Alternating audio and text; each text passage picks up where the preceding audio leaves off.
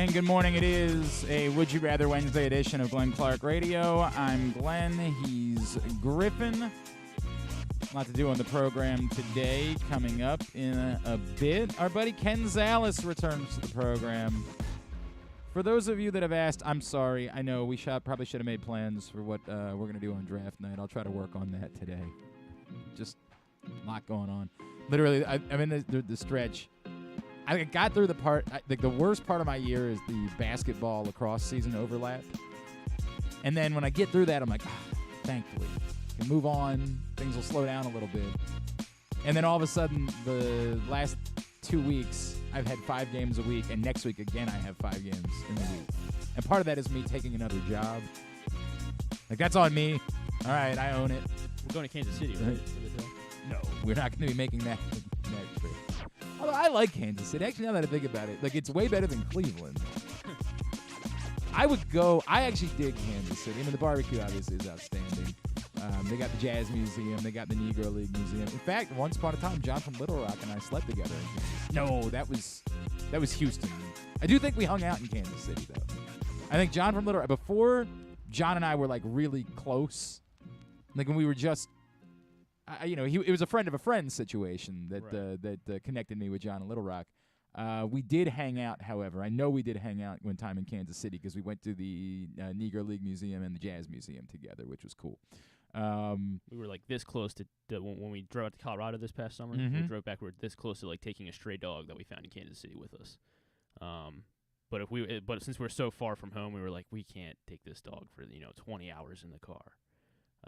That's a lot. That's a lot. Luckily, there was a trucker. There was a trucker. We were at a truck stop, so this trucker came by and he kind of took the dog in. We were like, all right, good. All right, we had clear conscience. You don't have to feel. It's not like we were just like, all right, well, we can't take it. Oh my God, the trip is ruined. You move 5 hours, you drive back 5 hours. Like, we gotta go save the dog. I was like, oh, we're gonna name her KC. It's gonna be. Wow, you really. I know. I wanted to stay. It was a very sweet dog. All right, well, I hope it's doing well. Me too. Was it a nice trucker? It was, yeah. All right, good. He already had a dog with him, and they were already getting along. So I like that. I think it worked out. All right. So there's that part of the program. I don't really know how we got there. Kansas City. The draft, right, in KZ. Yeah, KZ will join us. KZ, of course, said he was retired. No one believed him. Not a soul believed him. We all sat back and said, okay, Chief. He has joined Fantasy Pros, where he will be doing fantasy content for them. As he had to pass things along here to Joe Serpico, and so I certainly get that, where you don't want to come back in and be like, hey, can I steal that job back from you? So he's going to be joining Fantasy Pros. He'll be doing a draft for them as well as fantasy stuff. So we'll talk some draft with KZ this morning. And also we'll probably have him play Would You Rather Wednesday because Drew's not coming in today. Jeff Ermann, InsideMDSports.com. We'll get the latest on Hunter Dickinson or whatever he's allowed to tell us because, he does try to sell subscriptions to his website. So we'll see. I don't know. There's a fine line there. But Hunter Dickinson visited Maryland over the weekend. And Jeff, for those that aren't aware, and this I don't think I'm telling you anything that isn't public knowledge, Jeff and Hunter Dickinson weirdly became BFFs. It's a very strange bit where when Hunter Dickinson was trashing Maryland and Jeff Ermann was like, dude, what the F? Like, they were definitely trying to get you. And then he was like transcribing a lot of Hunter Dickinson interviews. Hunter Dickinson one time in a podcast, like name checked Jeff, and they kind of became buddies. It's a very weird thing. So I don't know. Maybe Jeff can help get Hunter Dickinson to Maryland. We'll talk to Jeff about all of that. And also this morning, Russell Melendez from Johns Hopkins, who's had really an outstanding season as the Blue Jays get ready for Maryland on Saturday night down in College Park, where Griffin tells me the weather is going to be perfect, absolutely outstanding, and if it's not, I hold him personally accountable. We will get to Russell. He is a Spalding alum. Man, they could use him this year. It's been tough for Spalding. Feel bad for my guy Brian Phipps. Love that guy. Love him. But he had a very young team this season, and that has shown. So we'll talk to Russell Melendez as that's a big game on Saturday night. In a new print issue of Press Box, we mentioned yesterday we had it in our hands. Now it is available everywhere you go around town and find Press Box. Get to your neighborhood Royal Farms and the hundreds of locations around town to find Press Box. You can read it all at PressBoxOnline.com. it's less a cover story and more sort of a special section, like a cover section inside, looking at the pipeline that still exists, even after Grayson Rodriguez and Gunnar Henderson and Adley Rutschman have all come up in the last year. 3 different top 10 top number 1 prospects in 2 cases. I don't think Grayson ever got the number 1. But even beyond those top prospects coming up, there's still a ton there. That's the great news about where the Orioles are as a system, is that it's not just, as much as you say, hey, they were ranked number 1 because of the presence of Adley Rutschman, well, they're still really stacked. And dive in. Where can you see those guys this summer? And maybe some guys that you don't know about, some of the international signings, things along those lines.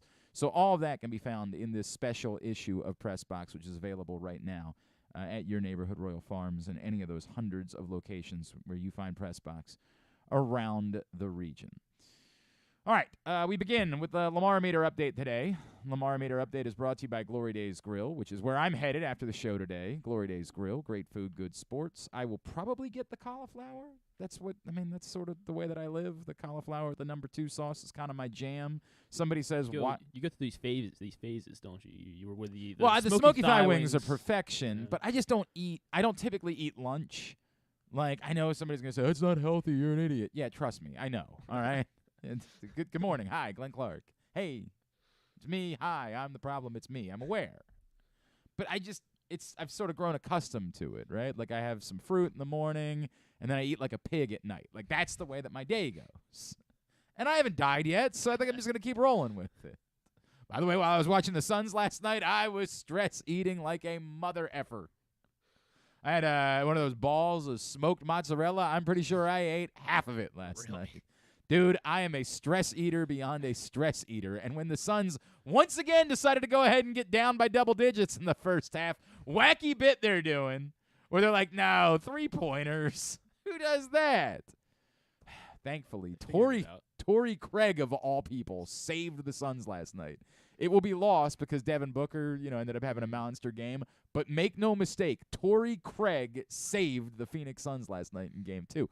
Not that you guys care. I do, significantly. And I was not handling it well last evening. But the point of this is that when I go for lunch today, I'm not used to eating a big lunch, so I try to eat.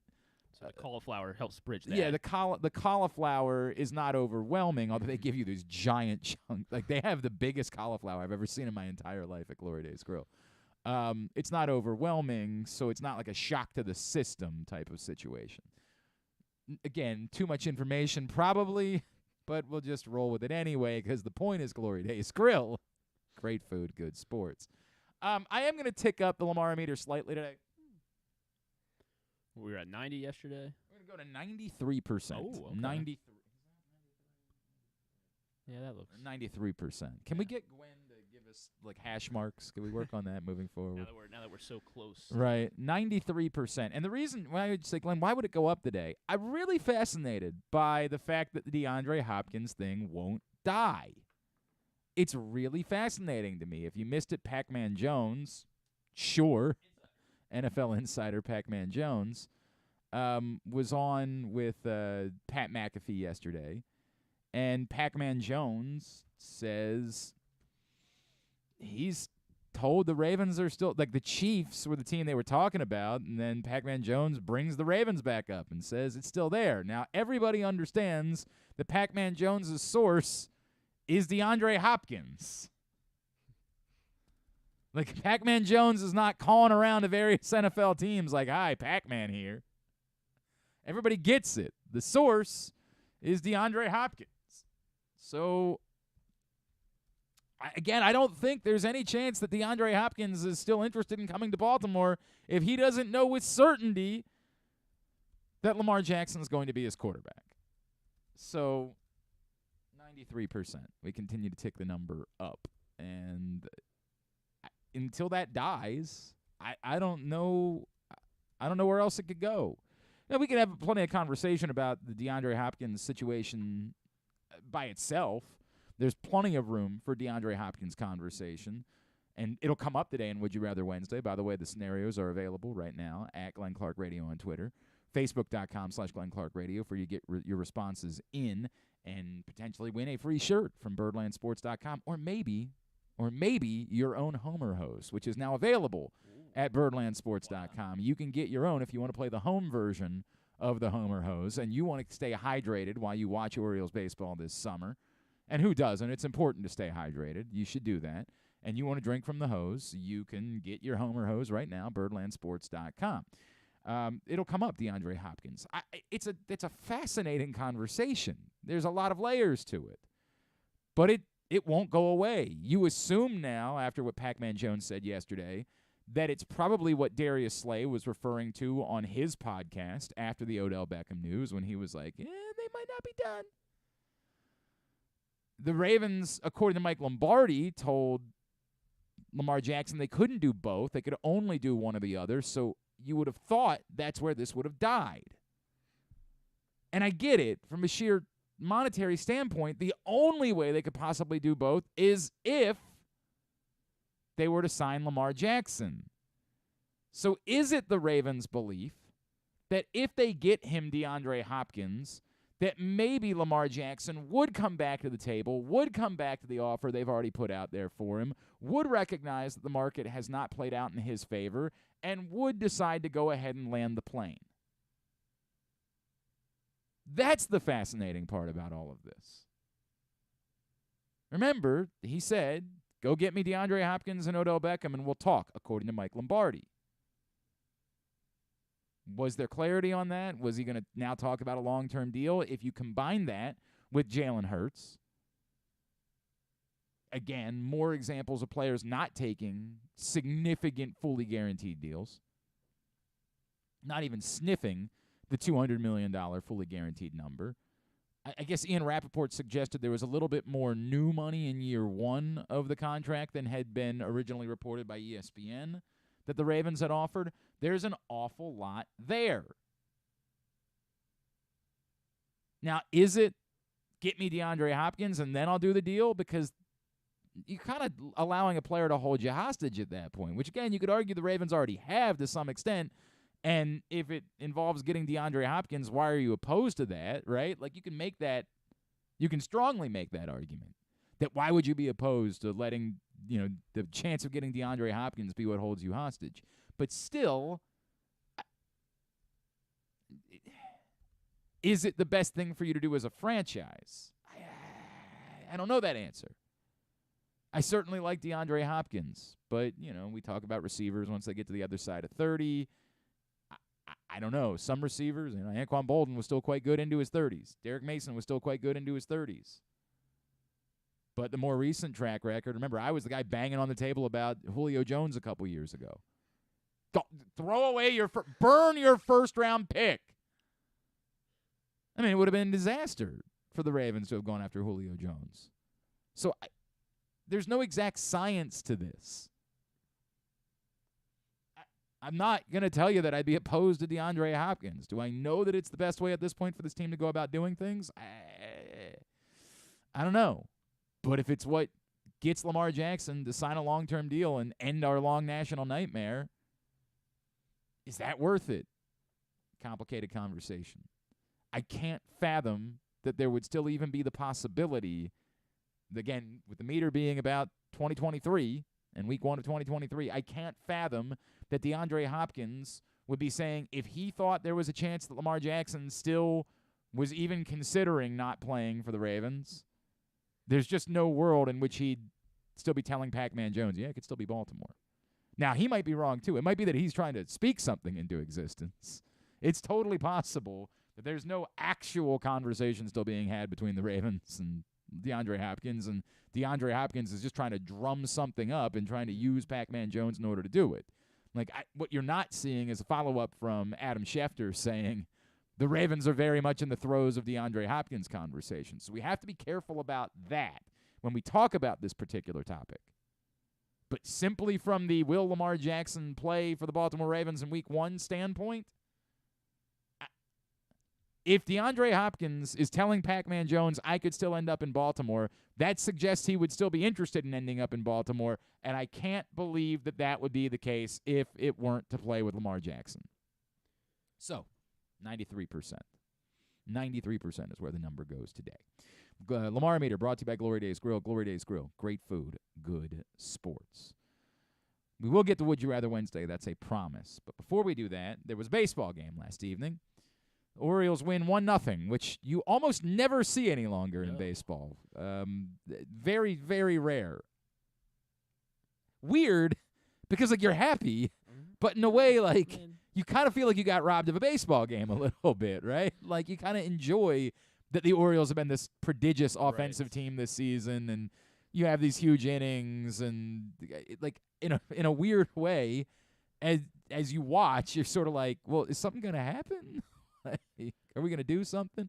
Obviously, it was a very good night for Dean Kremer. That's the story of last night's game, is Dean Kremer, who, as we said, maybe there was some world where he was starting to pitch under a microscope going into last night. I was ready to call Bruce Zimmerman tomorrow. Yeah, you were bringing up Bruce Zimmerman. That's where we had gone to. He shut me up real quick.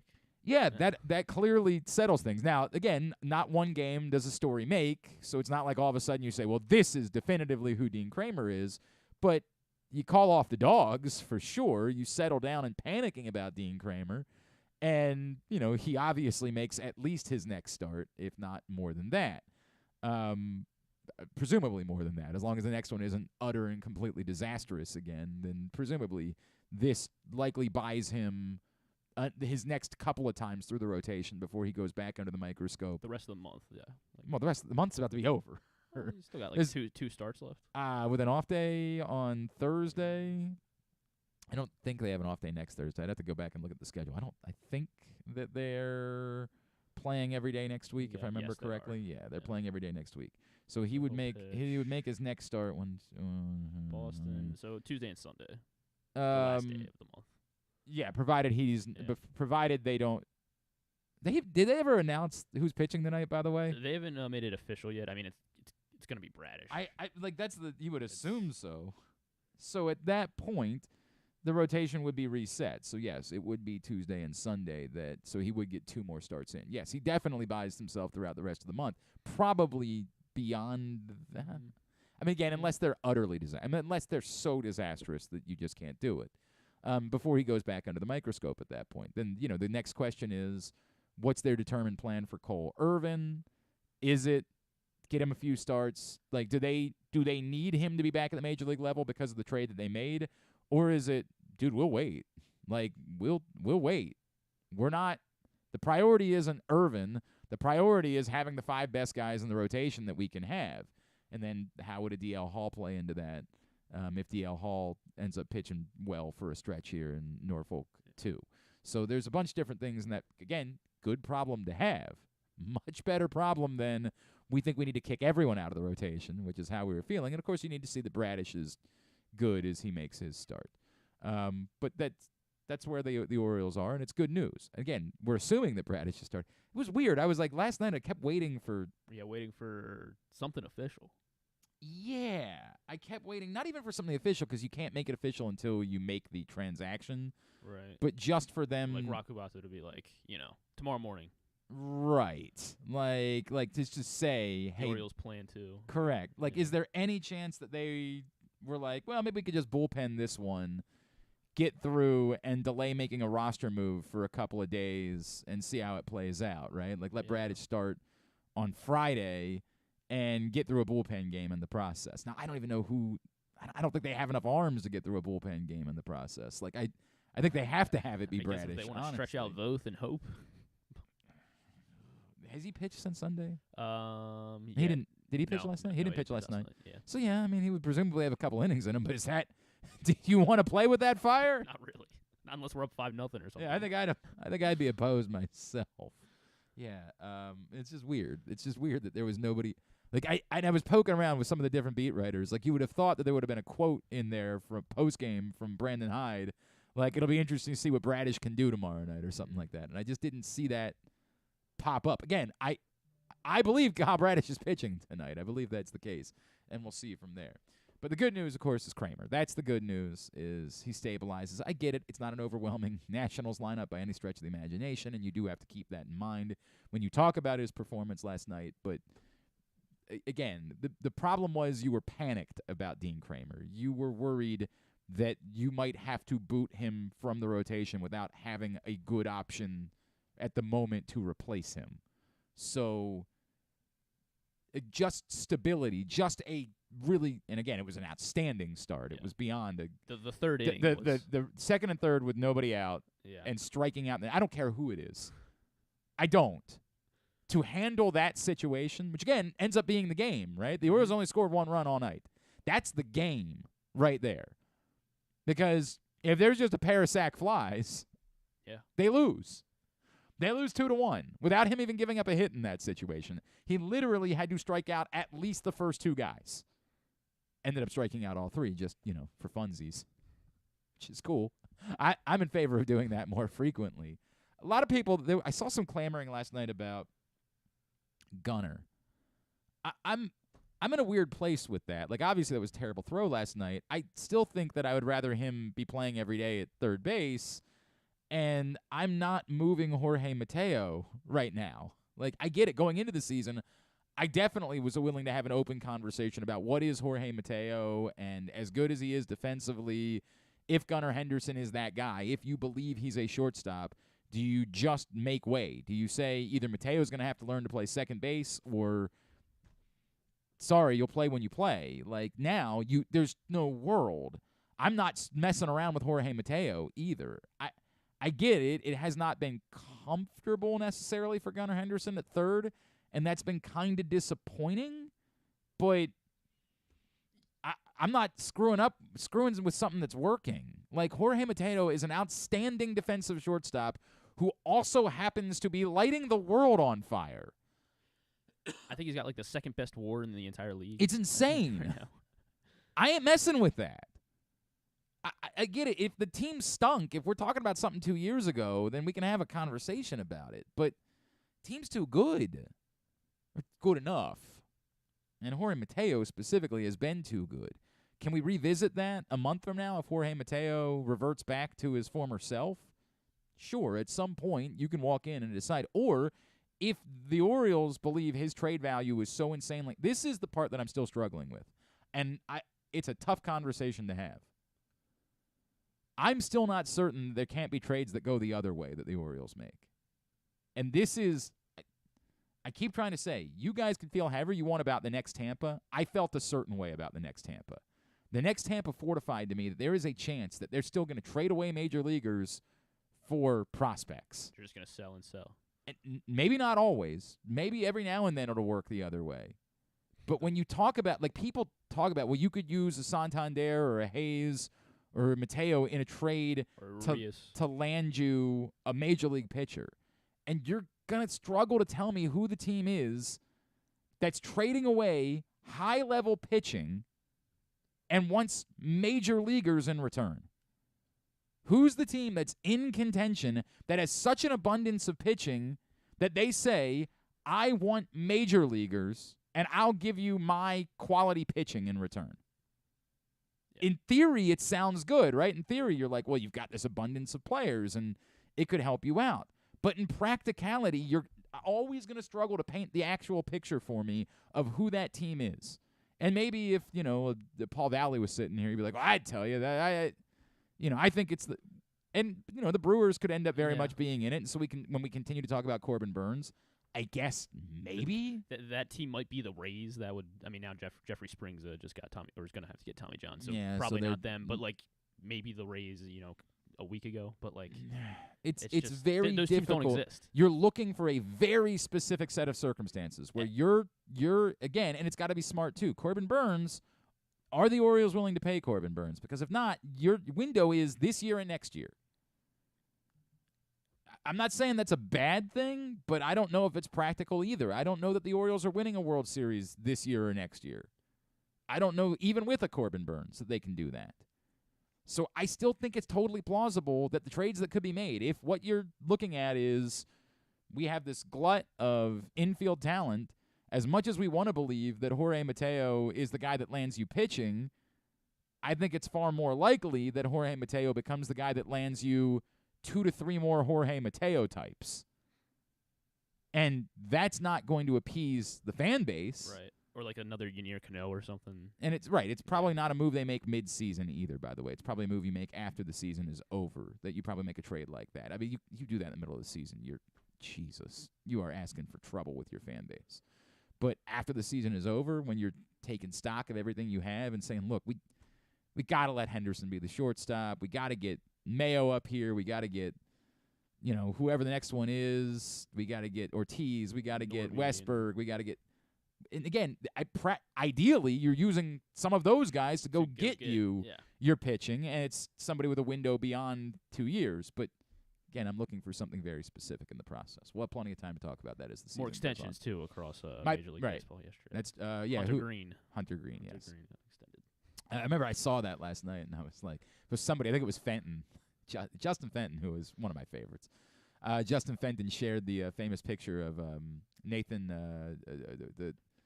my friends are here too, laughing in the background. The guy from Nathan For You, Nathan Fielder. Fielder. Thank you. Yes. Jesus Christ. Sorry. The famous picture of him smiling and laughing in the camera and being like, "Man, my friends are laughing with me just out of screen." You remember that meme? Yeah. He shared that last night and said, "And the Orioles are just out of screen, extending their young talent too." Yeah. That's really good. That's a really good tweet. Very good tweet. All right. Hour number 1 of today's program is also brought to you by PressBoxOnline.com/offers. I don't know what you would have won if you would have bet 1-0 last night. I don't know specifically. I'm guessing it would have won you a pretty sizable chunk of money if you had specifically bet the exact score of 1-0 last night on Orioles. Yeah, especially after I told you how good the over has been in the Orioles. Right. games. Correct. Did not come close to that. Did not do that at all. You can bet on your phone for the first time in the state of Maryland during baseball season, and if you're going to do that, you want to take advantage of the best incentives and offers, like up to $1,000 in a deposit bonus match, plus a $50 free bet from DraftKings. But you got to go to PressBoxOnline.com/offers in order to take advantage of that offer and more. KZ joins us next. We'll talk some draft. We'll play Would You Rather Wednesday. That's on the way. Glenn Clark Radio. Hartford Community College in Bel Air, Maryland, along with the National Junior College Athletic Association's Region 20, will host the 2023 NJCAA Men's Lacrosse National Championship May 13th and 14th at Hartford Sports Complex, 401 Thomas Run Road in Bel Air. Semifinals are on Saturday, May 13th. The National Championship is Sunday, May 14th. Catch the action for $10 each day. Tickets will be available in advance or at the gate on game day. Qualifying teams will be announced. What air conditioning company can save 50% of your energy cost and qualify you for up to $7,500 in rebates? A.J. Michaels. We do more, we do it better for less. In Baltimore and Annapolis, ajmichaels.com. The latest edition of Press Box is available now. On the cover, Luke Jackson looks at the pipeline of talent still to come for the Orioles, diving in on last year's #1 pick, Jackson Holliday, and other top prospects like Colton Cowser, Heston Kjerstad, Kobe Mayo, and more. Also inside, Todd Karpovich profiles Orioles pitcher Kyle Gibson, and Bo Smolka breaks down what progress would mean for the team's 2022 draft picks in their second pro season. Press Box is available for free at over 500 area locations, including 60 Royal Farm stores, and you can always find the entire edition as well as the best daily coverage of the Orioles, Ravens, and Terps at PressBoxOnline.com. That first sip, that first bite. Start your day off right with a delicious breakfast at Royal Farms. Choose from a fantastic selection of fresh Royal Farms breakfast sandwiches and top it off with a rich hot cup of the freshest coffee in the world.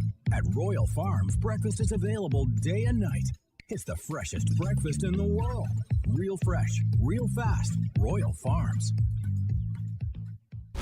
Costas Inn has been serving up delicious steamed crabs for over 50 years. Lately, the crabs you want to eat when the weather warms up have gotten harder and harder to get. So get your crab eating game plan in place. Make sure to stick this number on your fridge, 410-477-1975. Call ahead and reserve the size crabs you want. You may be able to walk in, but you may also be disappointed at the size or maybe even get shut out altogether. So call ahead, have a plan, and then arrive on your crab eating vacation. Costas also has delicious crab soup and crab cakes. The Costas Inn at 4100 North Point Boulevard. For more than 50 years, they've been satisfying crab lovers in and around Baltimore.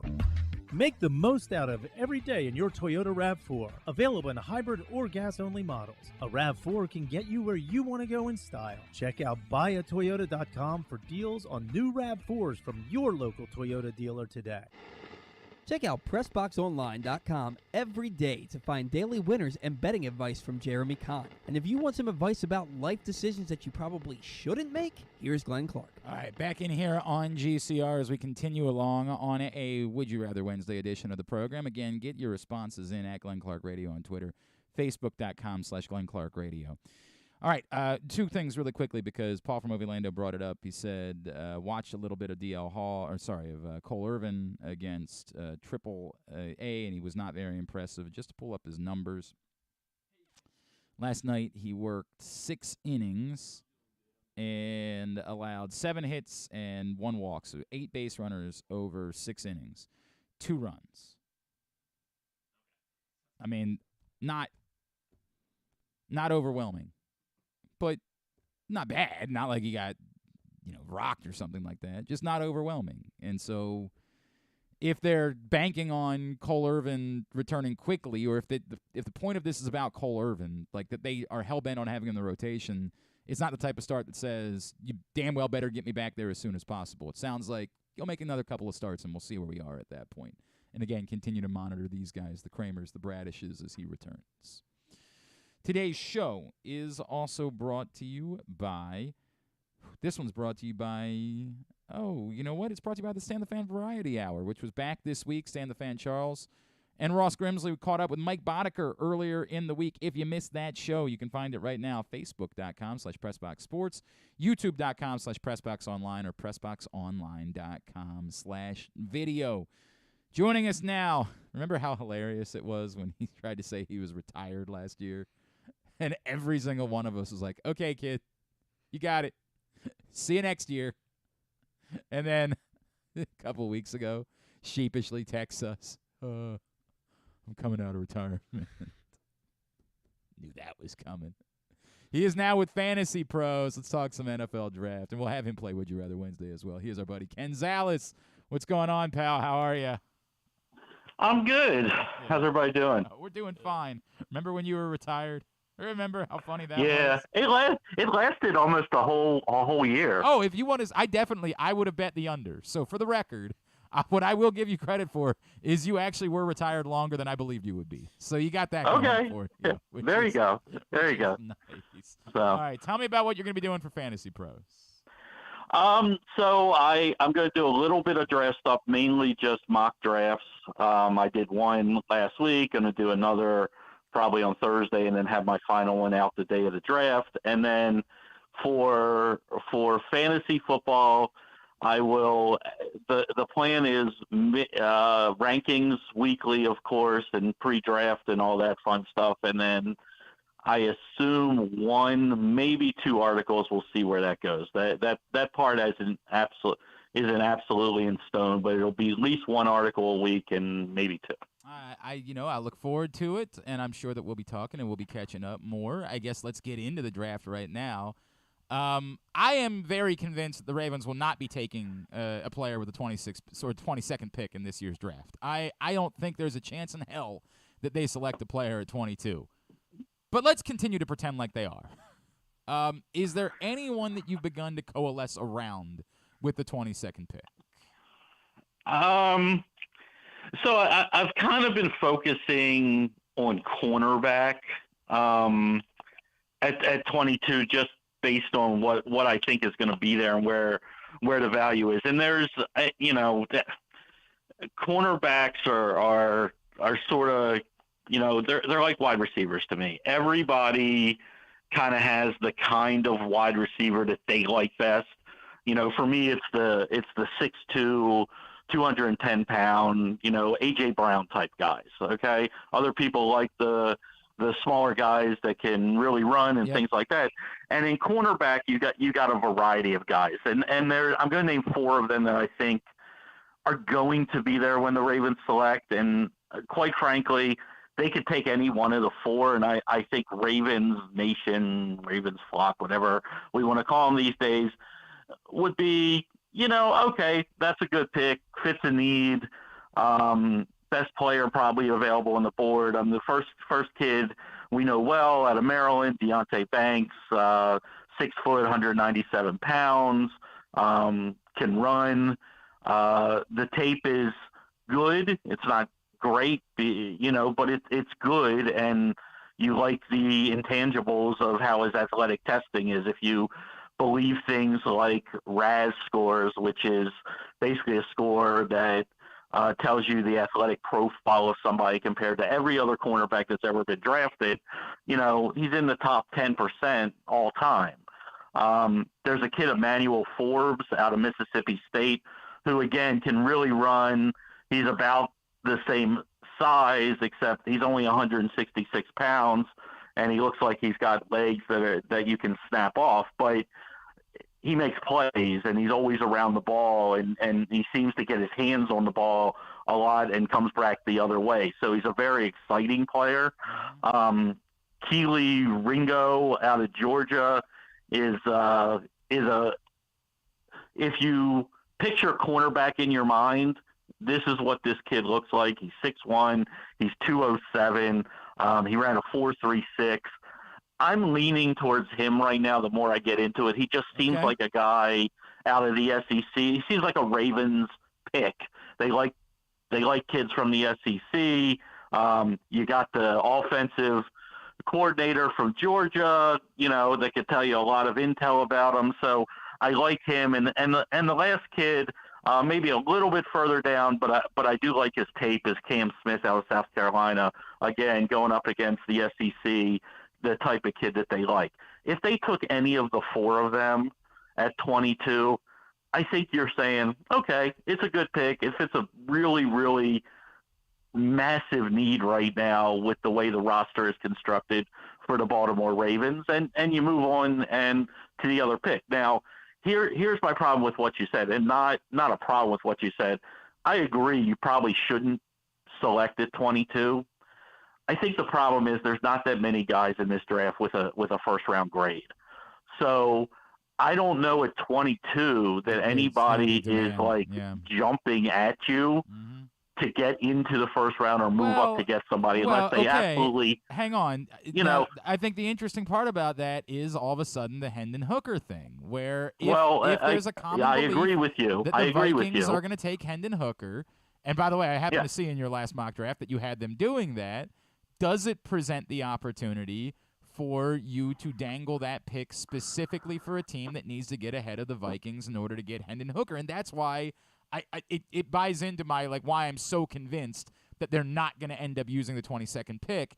And part of it, maybe I'm overvaluing what people are saying about Hendon Hooker, but I am of the belief that you have kind of a perfect situation because the Vikings are believed to be interested in Hendon Hooker, and if this is the last opportunity to get your quarterback, that you can dangle it out there to someone who already uses their first-round pick on a player and then moves back up to get their quarterback. I don't disagree with any of that. I don't disagree, and I don't know how many of these mocks everybody looks at and says, I've had, I've only done one so far, and I was like, I got to get Hooker in my, like everybody, every year, somebody, whether you think he's a first-round pick or not, somebody comes up and grabs a quarterback. It just happens every single year. And without the injury, this is a first-round kid for sure. Without the injury, he's certainly above Richardson in everybody's rankings. We can talk about how high I still have him as my number 2 overall quarterback in this draft. Because you got to go back and watch the tape before he got hurt, and you're like, oh yeah, that works. That can play on Sundays. So yeah, I agree with your premise there. Or maybe the Ravens just take him at 22. Yeah, I saw you going off the other day. I saw you start to lose your mind. The draft's still a week away, Ken. You can't lose your mind yet. I'm actually having a lot of fun with all this right now. Well, okay, I'm sure. Have fun with it. Look, I hear you. No, is the answer to me on that question. No. Is it really a hard no? Is it a hard no? It's short of if Lamar Jackson has simply told you, come hell or high water, I'll never sign with you, then okay, yeah, like you got to figure something out. But you're backing yourself into an impossible Well, he's pretty much said it.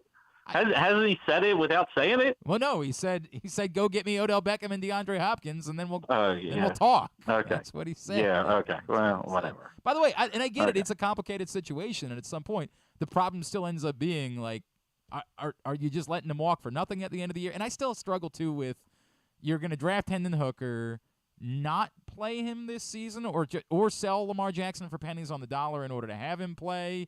Like he's already 24 years old, man. Like, I'm in a weird place with that. I'm with you. It's not a perfect system. Look. I said my perfect system is draft everybody else and sell Lamar, suck for a year, and go draft Khalid the next year. For God's sakes, you're trying to. That's a bad bit, bro. That's a how. I like that bit. No, you would like that bit, except everybody wants him. You're trying to create a scenario where you're the only team that wants Caleb Williams. Everyone in football wants him. If you trade Lamar and have then for 2 first-rounders, so essentially you have 3 first-rounders next year, you have the ability to go get them if you want them. No, if a team needs a quarterback, they're not trading you their first. They're not saying, hey, we can get the most generational quarterback. A team, we could either have that guy or we can have 3 first-round picks and not that guy. No chance. That's not happening. Texans need a quarterback, and they're not going to draft one. Because they don't have Caleb Williams available to them. If Caleb Williams was in this draft, he would most certainly be number 1 overall. How would you like to be a Texans fan and know that Davis Mills is your option, and you're still not going to take a shot at one of these guys? I'm still not convinced that's actually true. I know Lombardi's leaving. Boy, the work that Lombardi's doing to try to put over the Texans or not drafting a quarterback is beyond bizarre. Like the bit where he's trying to pretend like there's no difference between Justin Fields and Davis Mills is hilarious. I like the Texans. If I'm the Texans GM, I'm trying to get out of it, and I'm not drafting a quarterback there, and then I become the team that comes back and gets Hooker. Okay. Yeah, I wouldn't be opposed to that, right? Try to improve your team in multiple ways. And that's part of what I'm alluding to. I think the Raiders could be this team. Right. I think there's a lot of teams could be this team that makes their pick, gets the guy that they want early on, and then tries to load up and go get Hendon Hooker. And with knowing the Ravens want more picks, and to your point, with us not really feeling like the players are all that different from between 22 and 35, I think there's a lot of room for this to happen. It's why I'm telling you, it's part of the reason why we haven't even made draft plans yet. I'm so convinced the Ravens aren't making a selection on night 1. I'm just utterly convinced that they will not be drafting a player. So I'm going through the motions when I have these conversations. I'm going through the motions when I talk about their options at 22. I just don't think there's a chance in hell that they're drafting at 22. I don't believe. Look, I don't think they want to draft at 22. Yeah. I think they got with 5 picks. It's not enough for this front office. They like picks.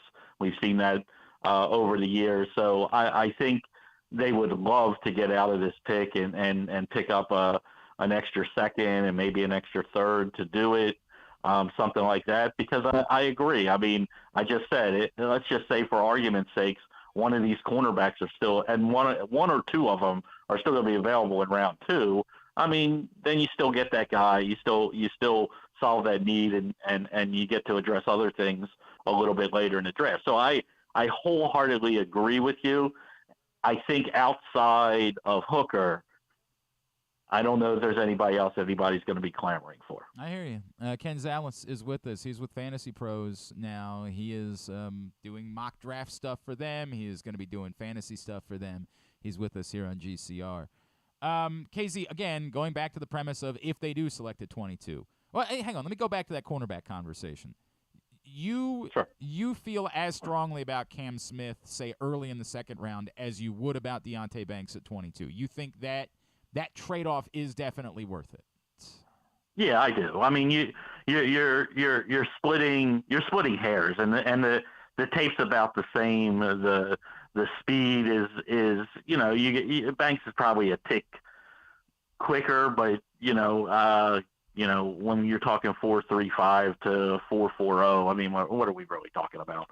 So I don't think it's that far of a drop off or anything like that.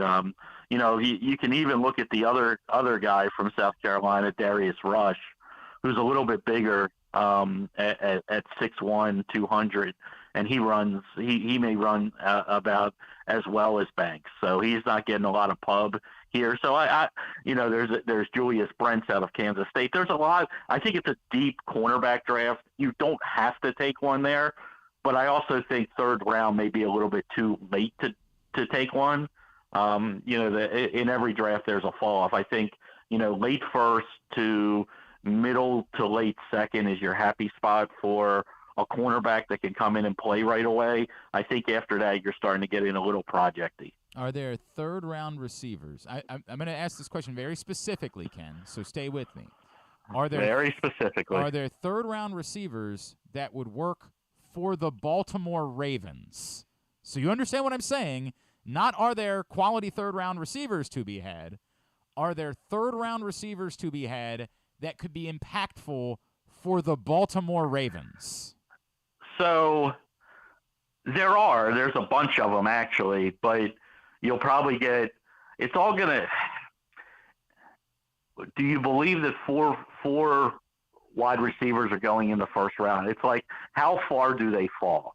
A week ago, people are saying, oh, only one wide receiver may go in the first round. Right. Okay, I find that hard to believe, but I can buy maybe only two go in the first round, and that pushes some guys down the board. But then we're starting to look at Marvin Mims Jr. out of Oklahoma.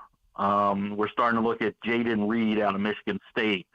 Do we dare go back to SMU and take another high volume guy like Rashee Rice, Jonathan Mingo, Trey Palmer, A.T. Perry are all guys that if you start to bounce around different draft sites, you'll see a lot of people like a bunch of these guys, and I think there's going to be one of them or multiple ones of them that'll be there in the third round. So yeah, I think they all work because I don't. You understand what I mean? Can they overcome being Baltimore Ravens? Like I like these players. But what does that?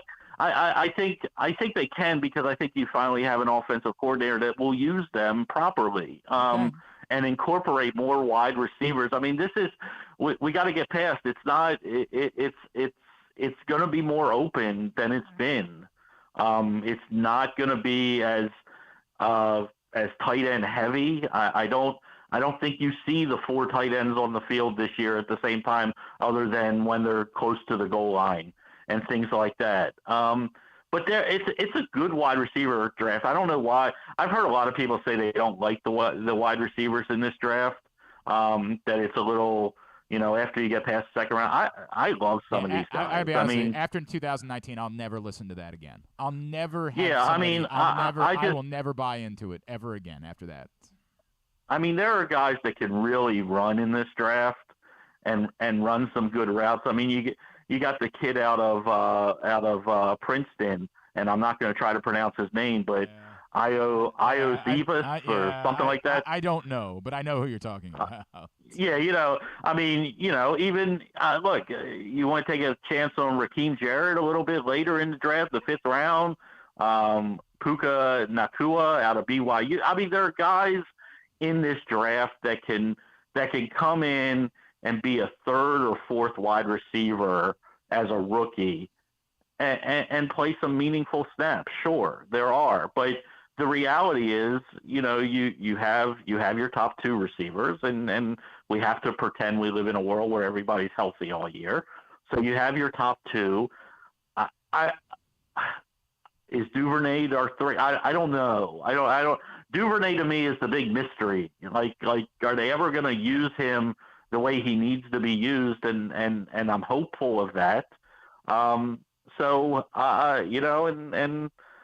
You listen to the media, Hopkins will be here at some point. So, but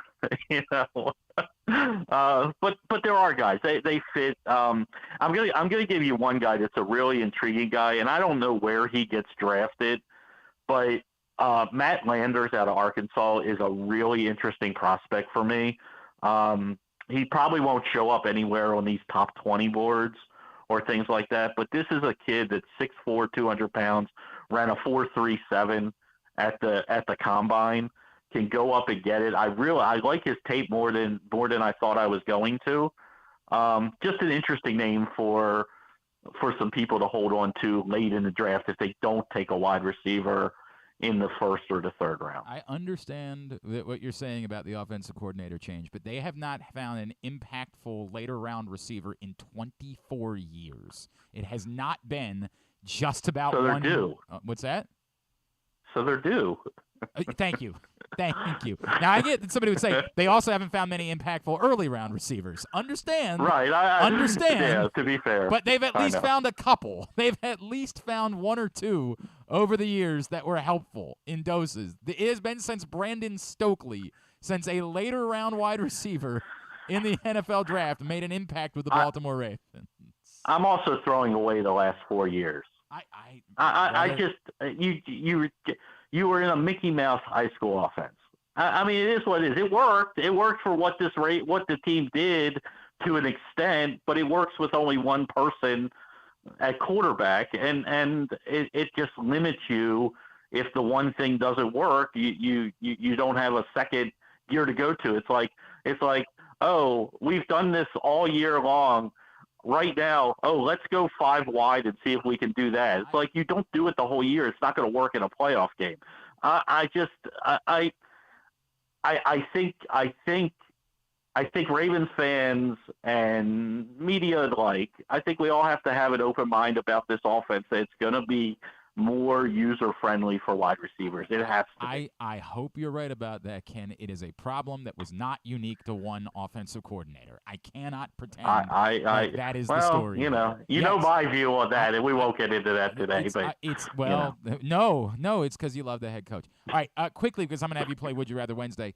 If there's a guy that is sitting there at 22, any position, if this player is sitting at 22, throw away the thought of trading out of the pick. Rush to the podium. Just make this pick. Don't overthink it.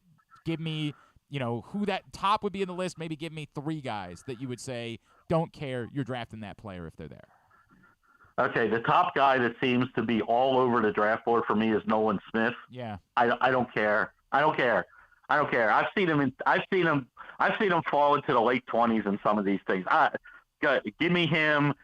Jackson Smith, the wide receiver out of Ohio State. Don't care. I'm grabbing him. And I don't think this is going to happen, but if by some miracle something pops up more so with Jalen Carter, I'm sorry, at 22, I'm taking the risk. So those are 3 guys. I don't care. Okay. I don't care. Okay. It's weird. That's a top 5 talent that you're talking about, so it's a weird. I know, but if here's the thing about mock drafts, and you and I agree on this, and sort of do it as a living, not a good living, but I do it professionally. Let's say we don't know. I mean, they're all BS. I mean, they really are. I mean, they're educated guesses, and some of the people that have been the best at it of guessing well have Jalen Smith falling out of the top 10. Jalen so Carter, not Jalen Smith. Jalen Carter, sorry, Jalen Carter. Yeah. Once he falls out of the top 10, all bets are off. I hear you. You know what I mean? Like where does the fall end? So, yeah. Stranger things have happened in drafts. I completely get it. All right, let's play Would You Rather Wednesday. Would You Rather Wednesday is brought to you by Birdland Sports. Birdland Sports has a Homer hose available for you if you want to play the home version of the Homer hose. You can get it right now at birdlandsports.com along with their great selection of shirts. And someone who participates in Would You Rather Wednesday will win a shirt of their choice or perhaps your own Homer hose, courtesy of Birdland Sports. Number 1. I've never won. I'm kind of upset. You've never won? Well, actually, you don't work here any longer, so you are qualified. I know. There you go. Boy, for years that was your problem, is you couldn't win. Now you're eligible. Maybe I I wonder if you were the randomly selected person and Griffin threw you out. I know, that's still funny. Here. Yeah. I wonder if that's the case. You are actually eligible to win. Number 1, would you rather the Baltimore Ravens trade their first-round pick for DeAndre Hopkins and a third? For those of you that are struggling with reading comprehension, not straight up for DeAndre Hopkins and a third. And you can say, well, that doesn't make sense to me. Well, imagine if the Ravens traded their first for a second and a third, then they traded their second for DeAndre Hopkins. That math ends up working. DeAndre Hopkins and a third for their first, or no, I'd rather they just go ahead and use that first-round pick to get a dynamic cornerback or edge rusher. Wow. Yeah, I think it's overkill at this point if you bring him in. So I think cornerback and to an extent edge rusher are still just massive holes.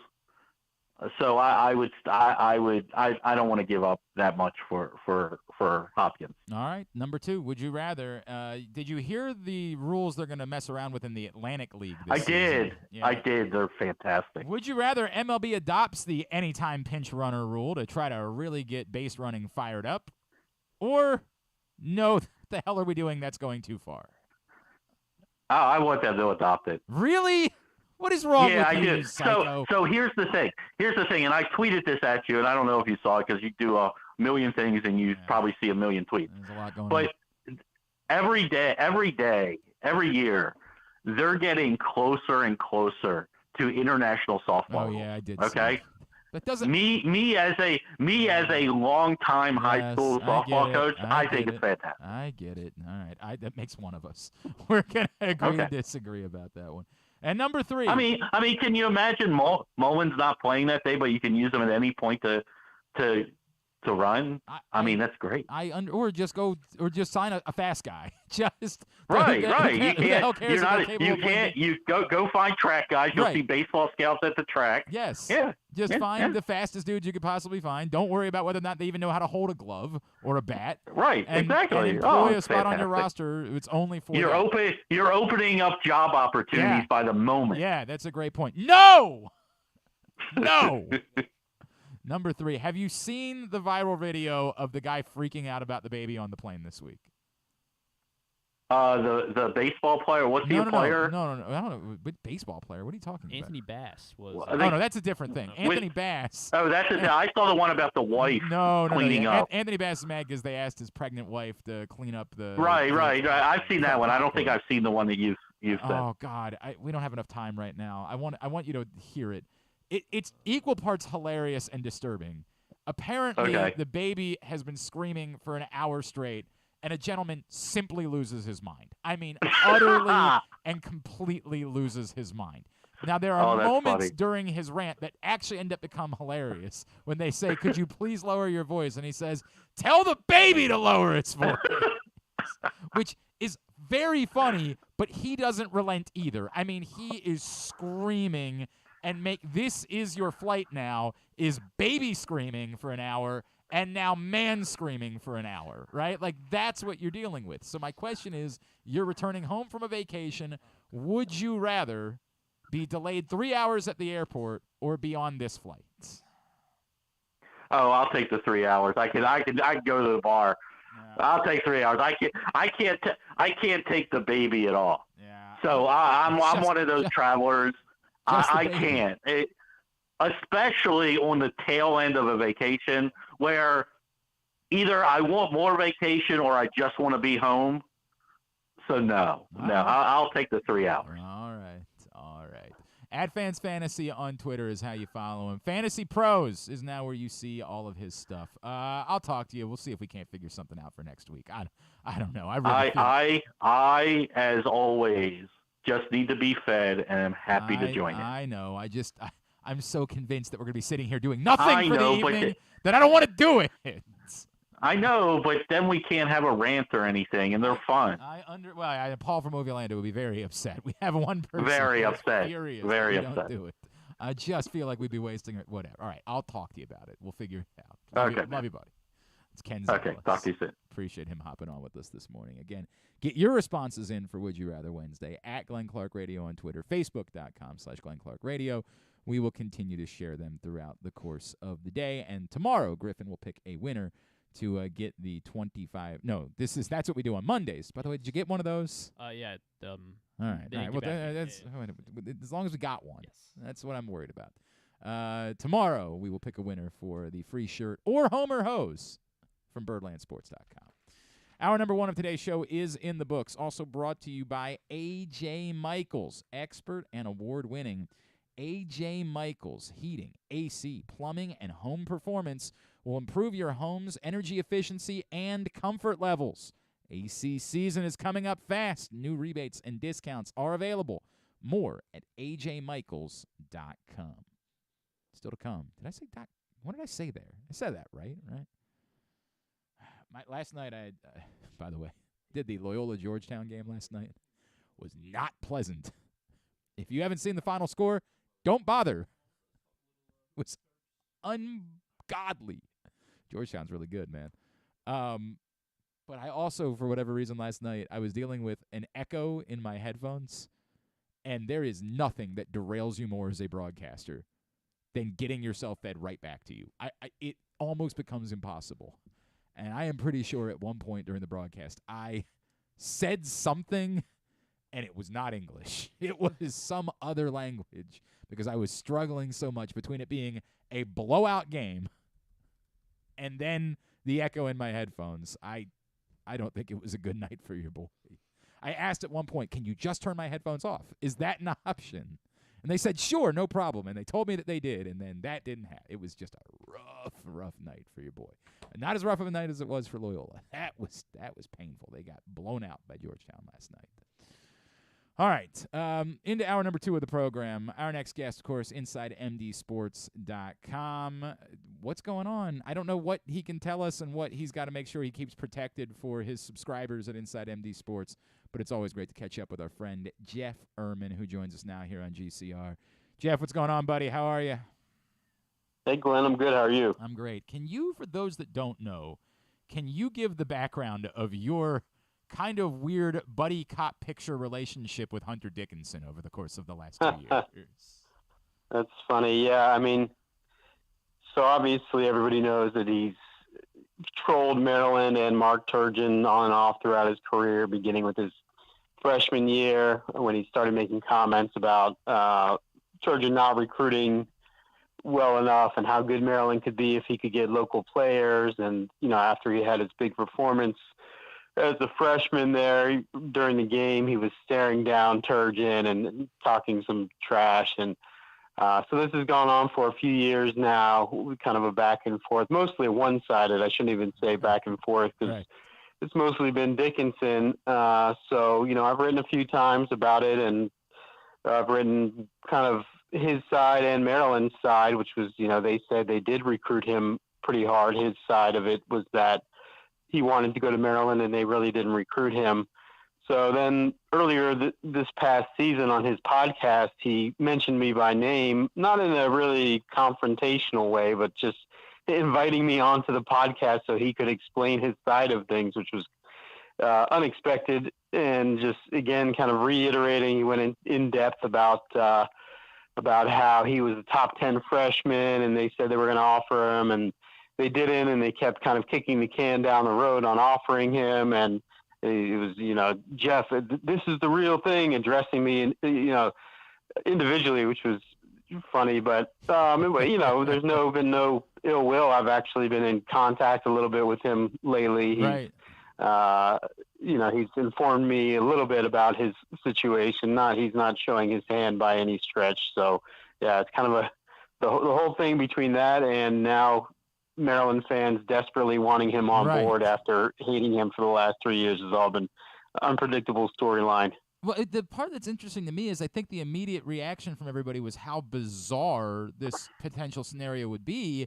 But in sort of going back and reading about how much he cared about it, it almost comes off as the exact opposite, which is this is just a dude who kind of desperately wanted to be loved by Maryland. Yeah. And now was so desperate about it that he cared about what you were writing about him on a Maryland website that now has the opportunity to finally feel love for Maryland. And again, I don't know that means he's going to end up here, but maybe we should have seen this coming all along. Yeah, that's a good point. I really thought early on in his career he was just a guy who liked to troll, and Maryland was just his target at that time. But as it's gone by, and with what he said, and with him, what he's seriously considering Maryland, and I think it's become pretty apparent that it was real. Whether or not they didn't recruit him this hard or that hard, that's all subjective. But I think his feeling that they didn't recruit him hard enough and that he wanted to go there, or at least was very seriously interested in going there. On that podcast I mentioned, he said that even after they were kind of slow with the contact and didn't seem to be prioritizing him, that he kept attending games at Maryland as a high school senior or junior, probably junior, I would guess. So that kind of said something. So I think I've kind of changed my view on that too, that I do think that he was sincere about it. And, maybe he hasn't gone about it the right way. I don't recall any other college basketball player ever holding an open public vendetta against the school for not recruiting him hard enough. But I do think that it was not just a matter of him just trying to, take shots at Maryland. So let's get to this now. The reality, we know he visited over the weekend. We know there are other schools in play. What's your gut tell you at this point about what the chances are of this coming to fruition? I think Maryland's got a real shot. It's a far from done deal. Visits Kansas beginning tomorrow, and you never want anybody that you really want visiting Kansas, especially when he's their top priority as he is. Maryland really hasn't beaten Kansas for a recruit. They haven't gone head-to-head that often, but when they have, it hasn't gone well for Maryland lately. On the flip side, that was with another coach, and, this is a unique situation where, aside from the sentimental aspect of having wanted to play for Maryland and also it being home where he can come spend his final year of college, his high school coach, Mike Jones, is on the staff now at Maryland. The two of them are very close, and his high school point guard, Jameer Young, is Maryland's point guard. So Maryland has some personal things that no one else can offer, whether that outweighs other factors, we'll never know who's offering what exactly. Now, NIL makes the whole thing cloudy in general, trying to predict, because we don't know, who's offering what. A lot of the numbers are exaggerated, but I think in his case, the numbers will be very high.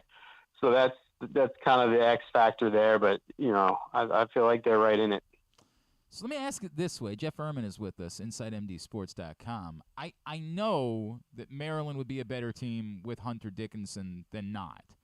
But it is weird because Michigan wasn't very good with Hunter Dickinson, and we continue to see that these Big Ten teams that are good because they have one big man aren't good when you get to the NCAA tournament. I'm in a weird place with this where, I do think Maryland should want Hunter Dickinson. I know he's a good basketball player. I certainly think he helps you in the Big Ten. But is it the right way to build a team to make a run in the NCAA tournament a year from now to build around a big going towards March of next season? Yeah, that's a valid point. We see these Big Ten teams are just too slow in the tournament every year, but I think if you have that level of talent, there's so many things you could do with him. You don't have to have him and Julian Reeson at all times. You wouldn't have that, obviously. You'd have a starting lineup to me that could just simply bludgeon half the people they play against based on talent. When you talk about Jameer Young, Deshaun Harris-Smith, who's at least our guys at 24/7 Sports projected as the Big Ten Freshman of the Year next year, 6'4" guard, really talented and physical. Dante Scott, obviously a really experienced guy, and then Reese and Dickinson. That lineup would be, I think that team could potentially be what we thought that one 2015-2016 team was going to be. It would enter the season with the same kind of hype. No question. But I think it would be significantly better, most likely. So yeah, there is some truth to that, but I think, I mean, he's such a good player that, he's an All-American caliber big man. Julian Reese is becoming a all-conference, if not better, big man if he continues on the same progression. And then you have, like I said, those guards and some decent pieces on the bench. So, it would be fun to watch. It would be fun to watch. Let me ask it again this way. Do you really want Julian Reese to I know he's not a natural 5, but do you want him to become a stretch 4? Like, is there danger in Julian Reese thinking that his game should now be shooting 14 to 16-foot jumpers? I don't know if there's danger in it. I think if it, started off poorly and just was an awkward fit, then they'd have to figure out something else. I think he does have that natural inclination in him. I saw him in high school do a lot of facing up. When he got to Maryland, most people thought he was a face-up 4. His free throw stroke, obviously, whatever happened to it last year was not pretty. That needs to be fixed. But his jump shot actually, on the rare occasion he did take a 15, 20-footer. It looked pretty good last year. So I think he's got that in him. He's a hard worker. If he focuses on that, he's got a long time. And, he's already been in the gym from what I'm told. So, I think he's got the potential to make that happen. And it's not like, if he's the 4, he can't still go inside and play similarly than before. And obviously the bigger story would be you would think it would help keep him out of foul trouble, which was maybe the biggest issue that Maryland dealt with throughout the course of the season. I mean, other than, the three-point shooting. I guess let me get to that next step. Like, the other question would be, is there another option at this point? Is there another helpful piece that could be had if it's not Hunter Dickinson? Like, is it you're going to add Hunter Dickinson or not? Like, is this sort of the team, either with him, without him? Could there still be another transfer that could be in play, something like that? Is there anything left for Maryland basketball if Hunter Dickinson ends up choosing, say, Kansas this week?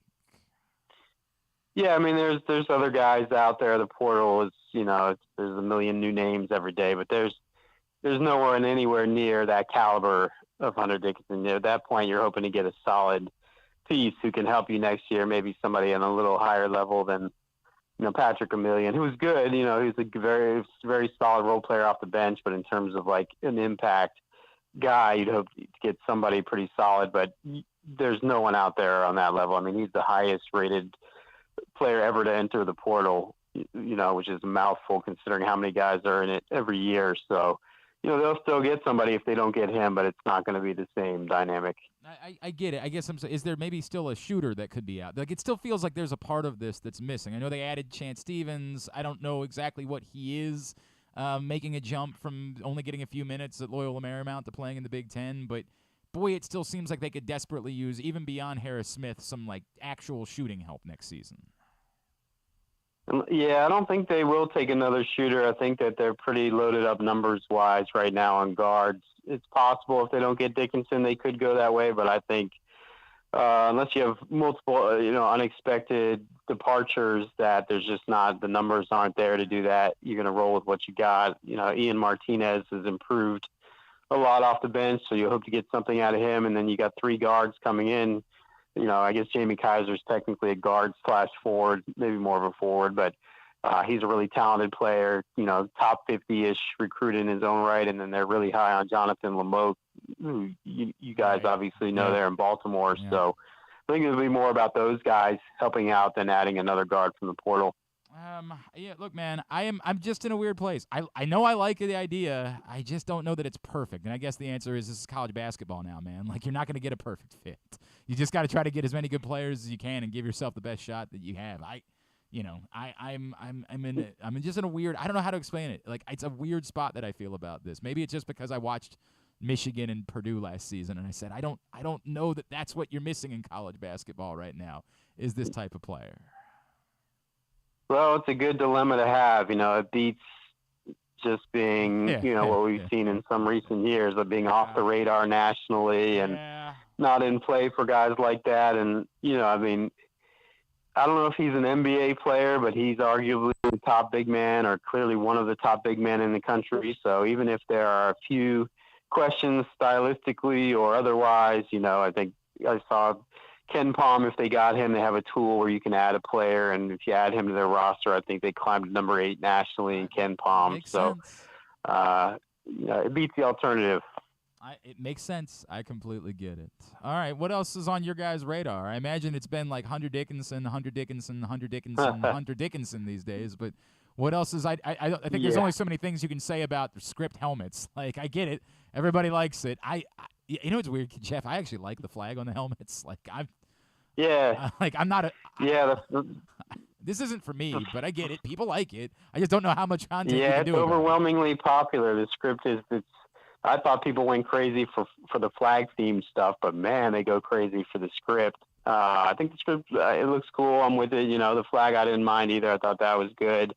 I'm sure they'll sell a bunch of merchandise. Otherwise, spring football is going on right now, camp, so some early returns from there about next season. Recruiting, they've gotten several recent commitments, including a transfer yesterday from a big kid from Division II school, Angelo State, a 350-pound nose tackle. Before that, they got a couple of high school commitments. So football recruiting season's picking up, and now aside from Hunter Dickinson, the AAU spring and summer season is heating up, so we'll have a lot of coverage about the recruits, including a couple more Baltimore guys, actually, Daquan Davis and Derek Queen, who are arguably the top, or not even arguably, the top 2 guys to watch, I think, for Maryland in terms of trying to get commitments heading into the spring. Looking forward to seeing all of it at InsideMDSports.com. At Jeff_Ermann is how you follow him. Always appreciate you, brother. Thanks for hopping on with me this morning. Thanks for having me, Glenn. Jeff Ermann, InsideMDSports.com with us. Look, 2 things. I know everybody loves the Script helmets. I don't care. I hate being that guy. I don't like yucking somebody else's yum. I don't have. I certainly understand it. Like some of you that are a little bit older than I am, thinking back on the '80s teams. There's people older than you? I know, believe it or not, it's hard to believe. But thinking back on like the Bobby Ross teams, some of the success they had in that era, that's what you're connected with, and so you feel that. I don't know. And I know that they still wore those Script helmets into the Ralph Region era, so like you can connect it with the Ralph Region era as well. It's not that I don't like them or I hate them or something like that. I don't know. I think the helmet looks great with the flag on it. I think it's a great-looking helmet because I like the flag on everything because it's a great-looking flag. So, like in comparison, if they were going to, do the M on the helmet, no, I don't want that. When Michigan. When they tried to do I guess Michigan doesn't. With their own font. Yeah. Like when they tried to do the effing Michigan. What are we talking about? Michigan definitely does not do an M on their helmet. Well, when I think of an M, though, right? For some reason, I hear you because it's their logo. But yeah. Like when they try to do those turtle shell helmets, those look terrible, dreadful. No idea what the thought process was there. They're not completely getting rid of the flag helmets, are they? No, this is full time now. They're going to do the Script Terps, which I get it. Again, people associate with, and so that's fine. It's not like I don't like it or I hate it or anything like that. It's just I don't think the helmets were a problem. What? I'm looking at the turtle shell. They were wretched. Just awful. And you couldn't even tell what it was. No. Like they did not in any way. It was bad. Yeah. No, on TV you couldn't. Like if you were watching a football game, you would have no clue. If you were just looking at the helmet, you could see what they were going for. But on TV, it did not show up in any way. I like the flag. I'm a fan of it. Most of us are. I never had an issue with the flag being the helmet. I thought it looked great. So, do I hate it? No, I'm not mad about it. I just don't get why we're clamoring for something when the other thing was good. And if I'm being honest, I would have preferred the flag to this, but it's fine. I'm not furious about it, and everybody seems to love it. So yeah, I think I'm apples and oranges. I like them both. It comes off very much to me like, just give me the thing that I used to like. Like it's just some sort of bizarre nostalgia play. I almost just wish they would commit to doing like one game a year in the Script helmets, just to kind of make everybody happy. The Friday night game or something. Whatever it is, right? Yeah, whatever they do, some primetime game every year they play in the Script helmets just to appease everyone. Or homecoming every year they play in the Script helmets, and then. Whatever, man. Whatever. I'm spending too much time talking about it. I gotta back off of it. I'm spending way too much time. I mean, I guess if you're passionate about it. I mean, I like the flags a lot too. I don't know. I guess It's a really good looking flag. Yeah, it is. And it looks good on a helmet. Because it looks good everywhere. As we know, because we wear the flag on everything. They should just flip a coin each week. I got a pair of shorts that I wear to the gym sometimes. It's just the flag. And you know what happens every time? Dude, I love those shorts. Every time. Every effing time. And it's just the flag. That's all it is. There's nothing creative about it. There's nothing clever about it. Does anyone come up to you if you wear shorts that just have the script Terps on it? No one's gonna say anything, are they? What's that? If you wear shorts that have the script I don't Terps think on so. Yeah. I've never tried, but I guess if you track down a pair, we can do a social experiment and see how people feel about it. That's how they should decide the helmets. Very weird. That's how many people respond to my script shorts? Yes. Okay. Compared to the flag shorts. We can look into that, I guess. We can do. Really weird, dude. Really, really weird. All right. I feel like there was something else I wanted to say. But you already told you everything I feel about Hunter Dickinson. Like, I get it. I think they're a better team with him. I just don't know that he's. I guess the guy that I wish was available was a true kind of stretch 6'7" play. Those guys aren't available. Those guys are in the NBA. Yeah. Like, I wish there was a Jalen Wilson or something. Somebody that could help more in interior, but was also capable of shooting. I'm looking for something that isn't available. This is what's out there. This is your way to improve your team. I'm not opposed to it. You're gonna have to show me the way that the 7-footer has been helpful for a team trying to win a national championship. I don't see it. I don't. Anthony Davis won a championship with Kentucky. Is that the last time? I guess like a massive. I thought they lost. Did they lose? I thought Anthony Davis's team lost to Wisconsin in the Final Four. Am I conflating that with another Kentucky team? Was he on the title? He was on the title team. Because I remember it was a big deal because he won a gold medal the same year that he won a national championship and like. All right. I'm overthinking this. The moral of the story being.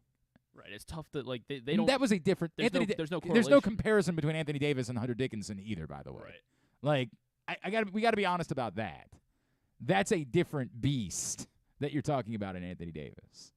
I get it. I'm not saying I don't want Hunter Dickinson. It's just I am nervous about what's next. I'm nervous about what Jeff Ermann just said. Well, they get Hunter Dickinson, all of a sudden they're a top 10 team, which they will be, and I've told you that all along. They'll be a top 10 team.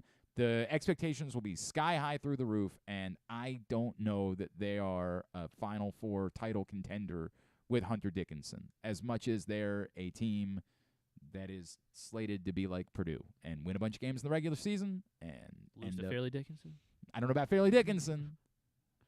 And I get it. They'd have better guards, with Jameer Young and Deshaun Harris-Smith. And maybe that's the case. Maybe it's just that these teams, the Luka Garzas, these guys in the Big Ten have not had, although Luka Garza had Keegan Murray with him. Yeah. How'd that work out? Didn't Jet Howard declare for the draft, I think? Did he? I think he might have. I just make sure. I don't know. All right, I'm trying not to. Again, I'm yucking yums, and I don't want to do that. Everybody's very excited about Hunter Dickinson. I'm not opposed to Hunter Dickinson. I just am not as I don't think that my expectations are going to be what yours will be if Maryland lands Hunter Dickinson. I also, to Jeff's point, think it's very possible the moment he looks around at Kansas and says, this is what you have to offer me, huh? Home sounds great, but Kansas is Kansas. I think I'll choose this. I think that's possible, too. Is that today or tomorrow? I think he said tomorrow. Yeah, okay. Tomorrow it starts is what he think. Yeah, I believe that was the case. Oh, he gets a 4-day weekend in Kansas, and they're gonna. Well, I mean, it's not like it's an exotic location. Yeah. It's just the way that they treat their basketball players. It's just the amenities that are available to a Kansas basketball player that are a little bit different than they are at anywhere else besides, say, Kentucky. Like there's Kentucky, probably Carolina, and Kansas as far as the amenities available to you. But it's not like you're at the beach or something like that. It's not like the women are, better looking in Kansas than they are, say, in like Tempe, Arizona. UCLA. Yeah, somewhere like that.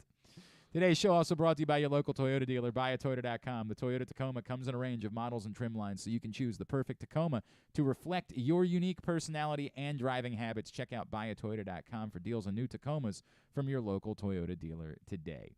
When we come back in, Russell Melendez from Johns Hopkins Lacrosse is going to join us. They got a huge game coming up on Saturday night. We'll talk to him next. This is Glenn Clark Radio. Are you a diehard O's fan looking for the perfect way to show your team spirit? Look no further than Birdland Sports. Birdland Sports is a small business run by fans for fans. They offer a wide variety of unofficial O's merchandise, from the Birds Are Coming tees to player cartoon shirts and more. And the best part? Their prices are more affordable than the big guys. So head to birdlandsports.com and grab your gear today. Show your support for the Birds with Birdland Sports.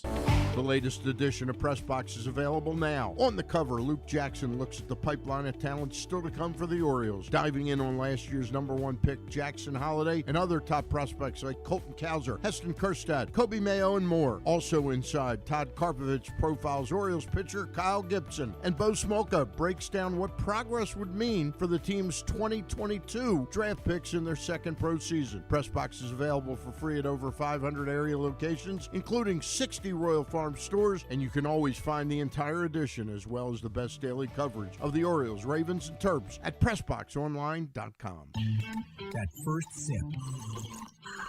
That first bite.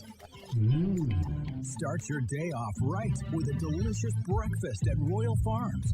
Choose from a fantastic selection of fresh Royal Farms breakfast sandwiches and top it off with a rich hot cup of the freshest coffee in the world. At Royal Farms, breakfast is available day and night. It's the freshest breakfast in the world. Real fresh, real fast. Royal Farms.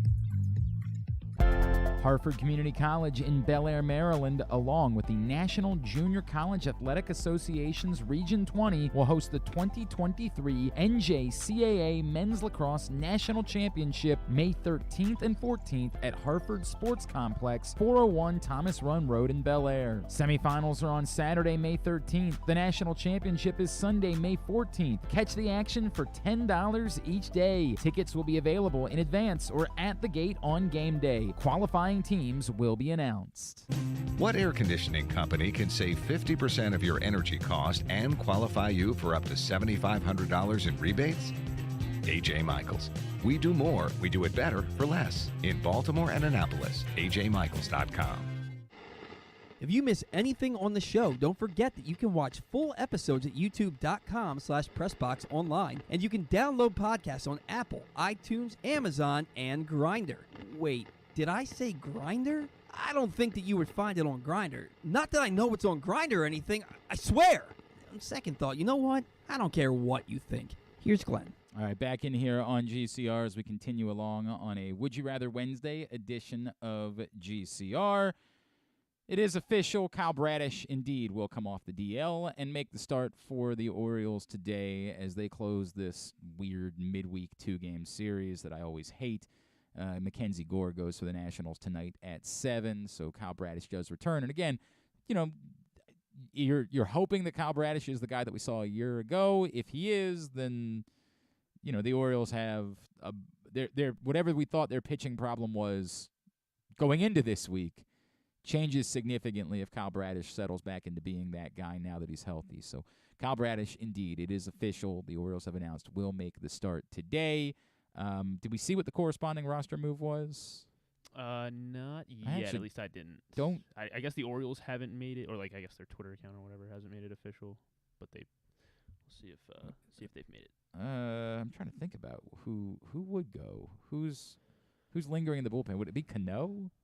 He's been good. I don't think he could make it Cano. He wrote the bullpen card yesterday. Did you see that? I did not see that, but that's dope. Man, it was I awesome. love that. Oh, that's awesome. Yeah, he's been too helpful. I don't think it can be Cano. Who would it be? Who's stunk out of the bullpen? Voth? Yeah, Voth. But I guess he's your long guy. I guess he is. Man. This is actually a good question because I don't think it's CNL Perez, but boy, has he stunk. Who are we forgetting about? Who are we forgetting about? I mean, they used Colomb for, like, I think a third of an inning yesterday. But, I mean, he's too good, too. He's been really helpful. Yeah. I genuinely don't know. This is a weird bit, man. I don't know who the answer is because I I don't know if you end up in a sheer number situation where you have to do something that you don't want to do, but maybe somebody's having a baby, they can put them on paternity yeah, leave. the Keegan-Aiken thing all over again. Be helpful if that were the case. All right, they'll make a roster move today for Kyle Bradish. We'll find out. I have no doubt in the next couple of minutes and hours, whatever the move is, and somebody again is probably listening like, dude, you're an idiot. You're not thinking about so and so. It's just when sometimes these things come to my brain and I'm like, wait, who is it? I don't know. I don't know who it would be. I do know that there is a huge game coming up on Saturday night. Hopkins and Maryland down in College Park, a showdown of two top 10 teams that are both playing really good lacrosse right now. One of the best rivalries in all of local sports. Joining us now, someone who's a local kid from Archbishop Spalding. He wandered out to Marquette for a couple years, but came back to Hopkins and is having a hell of a season. We welcome into the program Russell Melendez, who joins us right now on GCR. Russell, it's Glenn. It's great to catch up with you, man. Thank you for taking a couple of minutes for us this morning. Thank you for having me. Absolutely, dude. I want to talk about you, and then we'll get into this season. Your journey from growing up in Severna Park to ending up at Spalding, wandering out to Marquette. How did it all play out for you to wind up back here at home and at Hopkins? You know, I had aspirations of playing at Hopkins since I was little. I grew up playing in the backyard with my brother, and we'd mess around, imagining ourselves in championships, screaming that we're part of the Blue Jays team. Wow. And, you know, God took me on a journey, and he brought me out to Marquette. And that was a perfect place for me to mature as an individual and also in my game too. So the preparation, everything I've learned has kind of brought me to Hopkins as a complete player. But, you know, it's still surreal that I'm playing on Homewood. I'm still taking it all in, but this journey has been incredible. You know what's wild about that, too, is you were barely alive the last time Johns Hopkins won a national championship. Why was it that Hopkins was so much, you know, is it just, hey, this is Johns Hopkins, and when you play lacrosse, you know that Hopkins is the program? What was it that made you have such a love and affinity for Hopkins lacrosse when you were growing up? Now, my dad he got a couple masters from Johns Hopkins, but he was working on his doctorate. There you go. He got his PhD from Hopkins in 2017. So growing up, I think youngest I was 5 years old and I got my first stick at a Hopkins game. So you know that plays hand in hand with the imagination, the story behind it. But I've always wanted to come here and play, and I think my dad played a huge role in that. What does it mean to you to, you know, just to be able to put on the jersey for the first time, and now when we talk about you playing in a Hopkins Maryland game on Saturday night, what kind of goosebumps does that give you just thinking about it?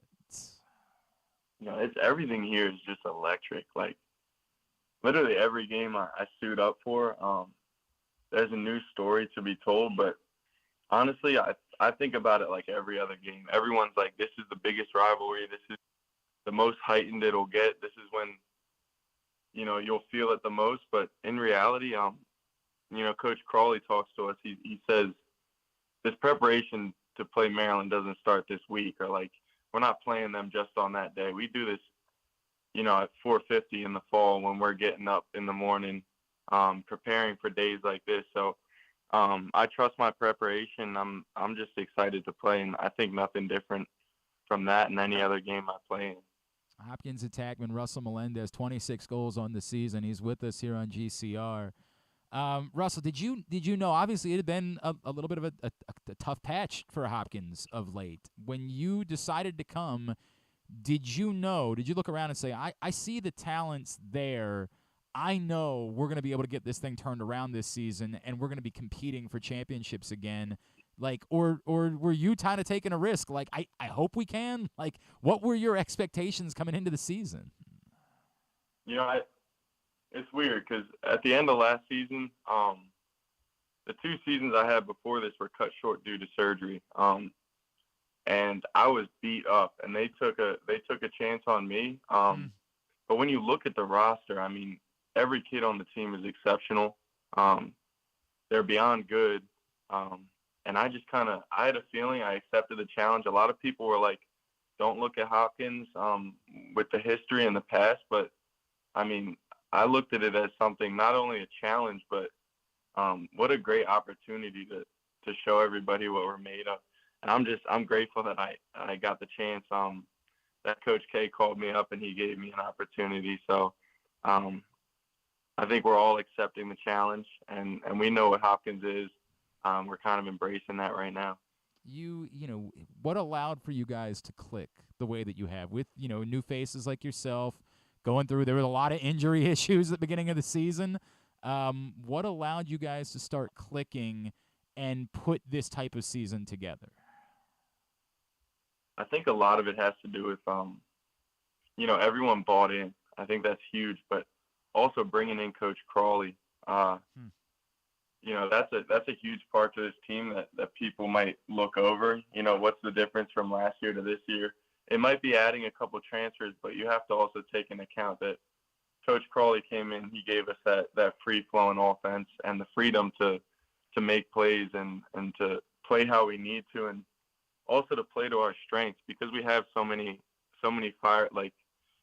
we have so many talented players on our offensive lines, and he lets us play free, and we can utilize all of our strengths to our advantage. So I think that plays a huge role into it. But all honesty, it's all of us buying in and just the relationships we've made together, and it's the trust that Coach Milliman he's always talking about. So I think it's all coming together perfect. You feel like you guys are trending in the direction where you can start having some bigger goals again now here as you get to the end of the season? Like I know all that matters is Maryland. Like, I understand that's the way the sport works, right? Like, I get that. But do you feel like you're playing like a team that's capable of winning the Big Ten, Final Four, that type of stuff? I think you mentioned just that Maryland's the end goal, but really we look past that. And I think that's the biggest thing. It's everything we're doing is in preparation for a national championship. And with that in mind, if you shoot for the stars, if you shoot for the moon, you land somewhere in the stars. So we're going for it all, and I think we're completely capable of that. You're back. We're chatting with Russell Melendez, attackman from Johns Hopkins. Again, Maryland Hopkins, Saturday night, huge game down in College Park. Russell, your background, I'm good friends with Brian Phipps. I've been working with Archbishop Spalding. I actually have been doing their games this season. Really? Yeah, it's been a tough year for that, but I get it. They're a young team. Like, we know what they're going through. How much did that program, which has really been on the rise in recent years, how much did being around there help prepare you for this, and being around not only Coach but his entire staff help prepare you for playing at this highest level? I think Spalding was honestly the best school I could have chose. One, because when I went there, Coach Phipps took on a challenge, and he made a bottom seed MIAA team, a top seed MIAA team by the end of my 4 years. But the preparation in the MIAA is huge for kids looking to play in college, and I think that played a huge role in my confidence and my ability. Because I had already seen and played with the best players. But Coach Phipps had a huge impact on me. He taught me to play simple, to play efficient, but he also he helped me mature as a young adult and a young man.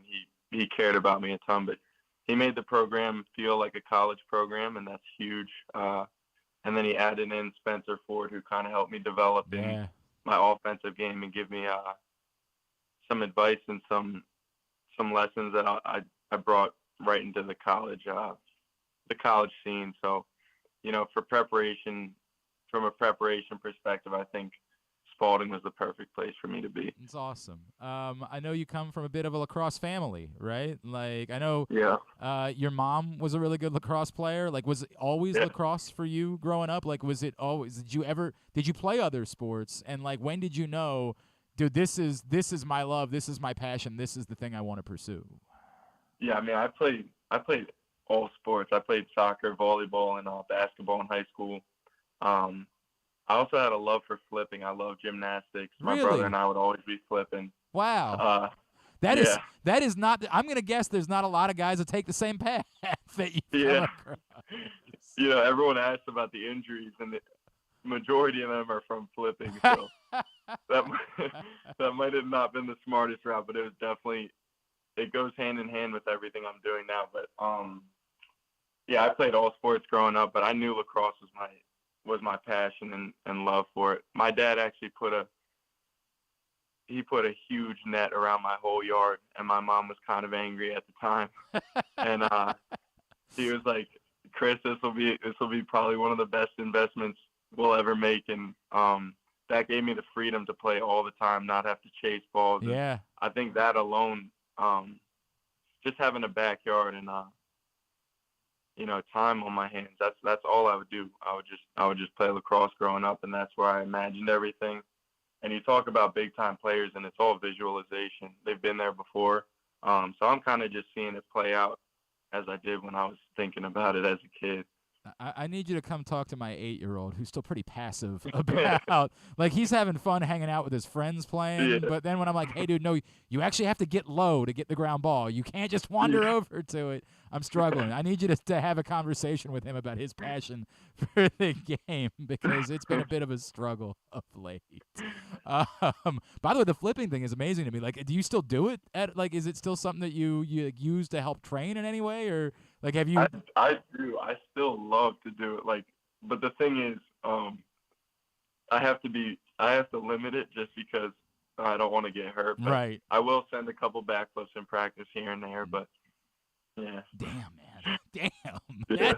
That is like the most athletic thing I've ever heard. Just casually. Every now and then I just do a couple backflips in the middle of practice.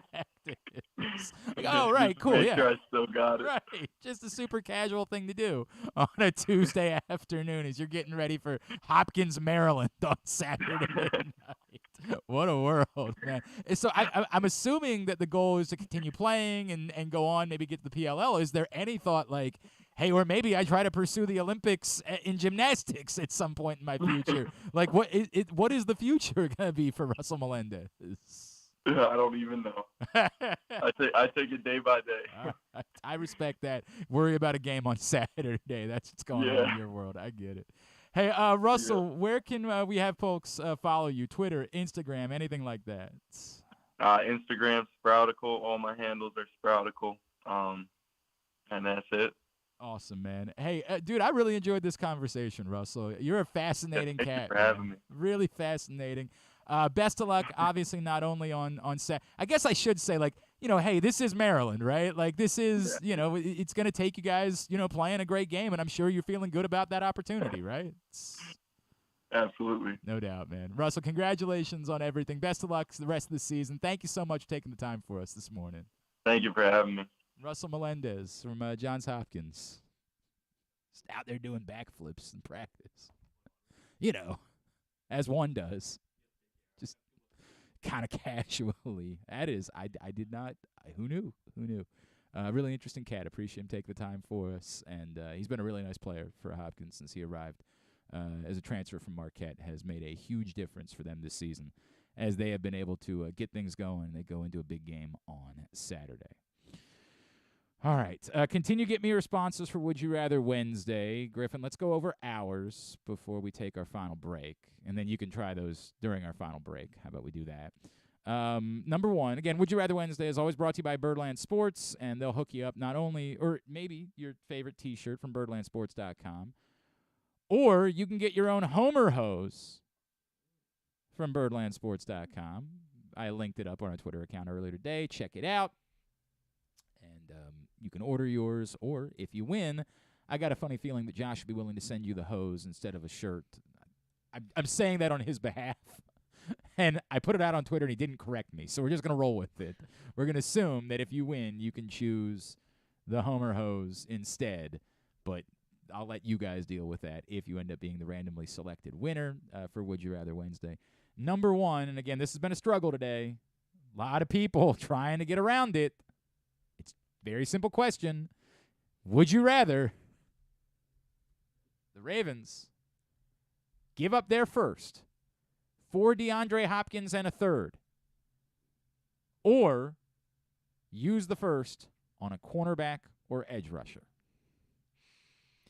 I'll I'll take DeAndre Hopkins because it means, it would have to mean Lamar Jackson's coming back. And I think that should be our number one priority. But do you think it means Lamar Jackson is here long term? Because I'm already at 93% that Lamar Jackson is playing this season. What's his contract situation? Well, the belief has always been that you're going to have to give him a new contract, although I believe, again, in that conversation that they had yesterday, Pac-Man Jones suggested that might not actually be the case. So I'm not sure now what to make of it. He would be a free agent after 2024. Okay. So we get him for this year and next year, and he counts. And he's going to be 31 in June. Yes. So there is a real question as to whether or not you'd want to pay him more, which I think has been an issue as far as trying to develop a trade market for DeAndre Hopkins. Okay, so we give up our first. You get Hopkins and a third. Again, I base that math on the idea that if the Cardinals are holding out to get a second for DeAndre Hopkins, if that's what they're saying is we're not just going to give him up. We got to get a second for DeAndre Hopkins. Obviously don't have you could trade your first, get a second and a third, and then move that second to get Hopkins. So I'm just putting it all into one trade. Got it. I'm still going to take DeAndre Hopkins. I think, again, the Ravens are just cursed at drafting receivers. So as much as I want them to take a receiver at 1 anyway, take the proven commodity. If he's only going to be good for 1, maybe 2 years, I think it gives us a really, really good chance to. They'd be really, really good with Lamar Jackson thrown to DeAndre Hopkins, Rashad Bateman, and Odell Beckham next year. So I'm in an uncomfortable place with this one. I'm in a really uncomfortable place with this because before the Beckham edition, this is obvious to me, right? Like, of course you do the Hopkins thing. It feels like you're putting a lot of stock in 30-year-old wide receivers. That's what they've always done. Not multiples that actually helped. To not have a pick in either of the first 2 rounds is tough. It's tough. I guess you could move up, use both those third-round picks to go get a second-rounder, but now you've got 1 pick total over 3 rounds. Patrick Queen's still going to get traded. So. There is still that possibility that Patrick Queen could be traded. That's definitely a possibility to net you another pick. Although the closer you get to the draft, the less likely that becomes, but it's still certainly a possibility that they're holding out and dangling. I don't know that I can do it. I'm in a really tough it's very difficult for me. I'm telling you, as a guy that has demanded improved performance at wide receiver, this is just we all understand there's a difference in talking about trading for A.J. Brown and trading for DeAndre Hopkins or trading for Stephon Diggs once upon a time. And I get it that it would have been harder to make an A.J. Brown trade, as easy as it is to say, well, why didn't you make that trade? Well, the Titans would have preferred to not trade within their own conference because the Titans still intended to compete last season. They weren't waving the white flag and saying we're going to stink for a while. They thought they could save some money but yet still have Derrick Henry and Robert Woods would be helpful and drafted wide receiver, and they thought they were still going to be competitive a year ago. So you would have had to have paid more than what the Eagles paid in order to get A.J. Brown. But you would have had A.J. Brown. And that's a no-brainer type of move. This one starts to get tricky. A lot of people are saying, well, that's just too much to pay for DeAndre Hopkins. I would have agreed, or I wouldn't have agreed with that before Odell Beckham. Before Odell Beckham, when it's a wasteland at the position, there's just no way I'm doing it.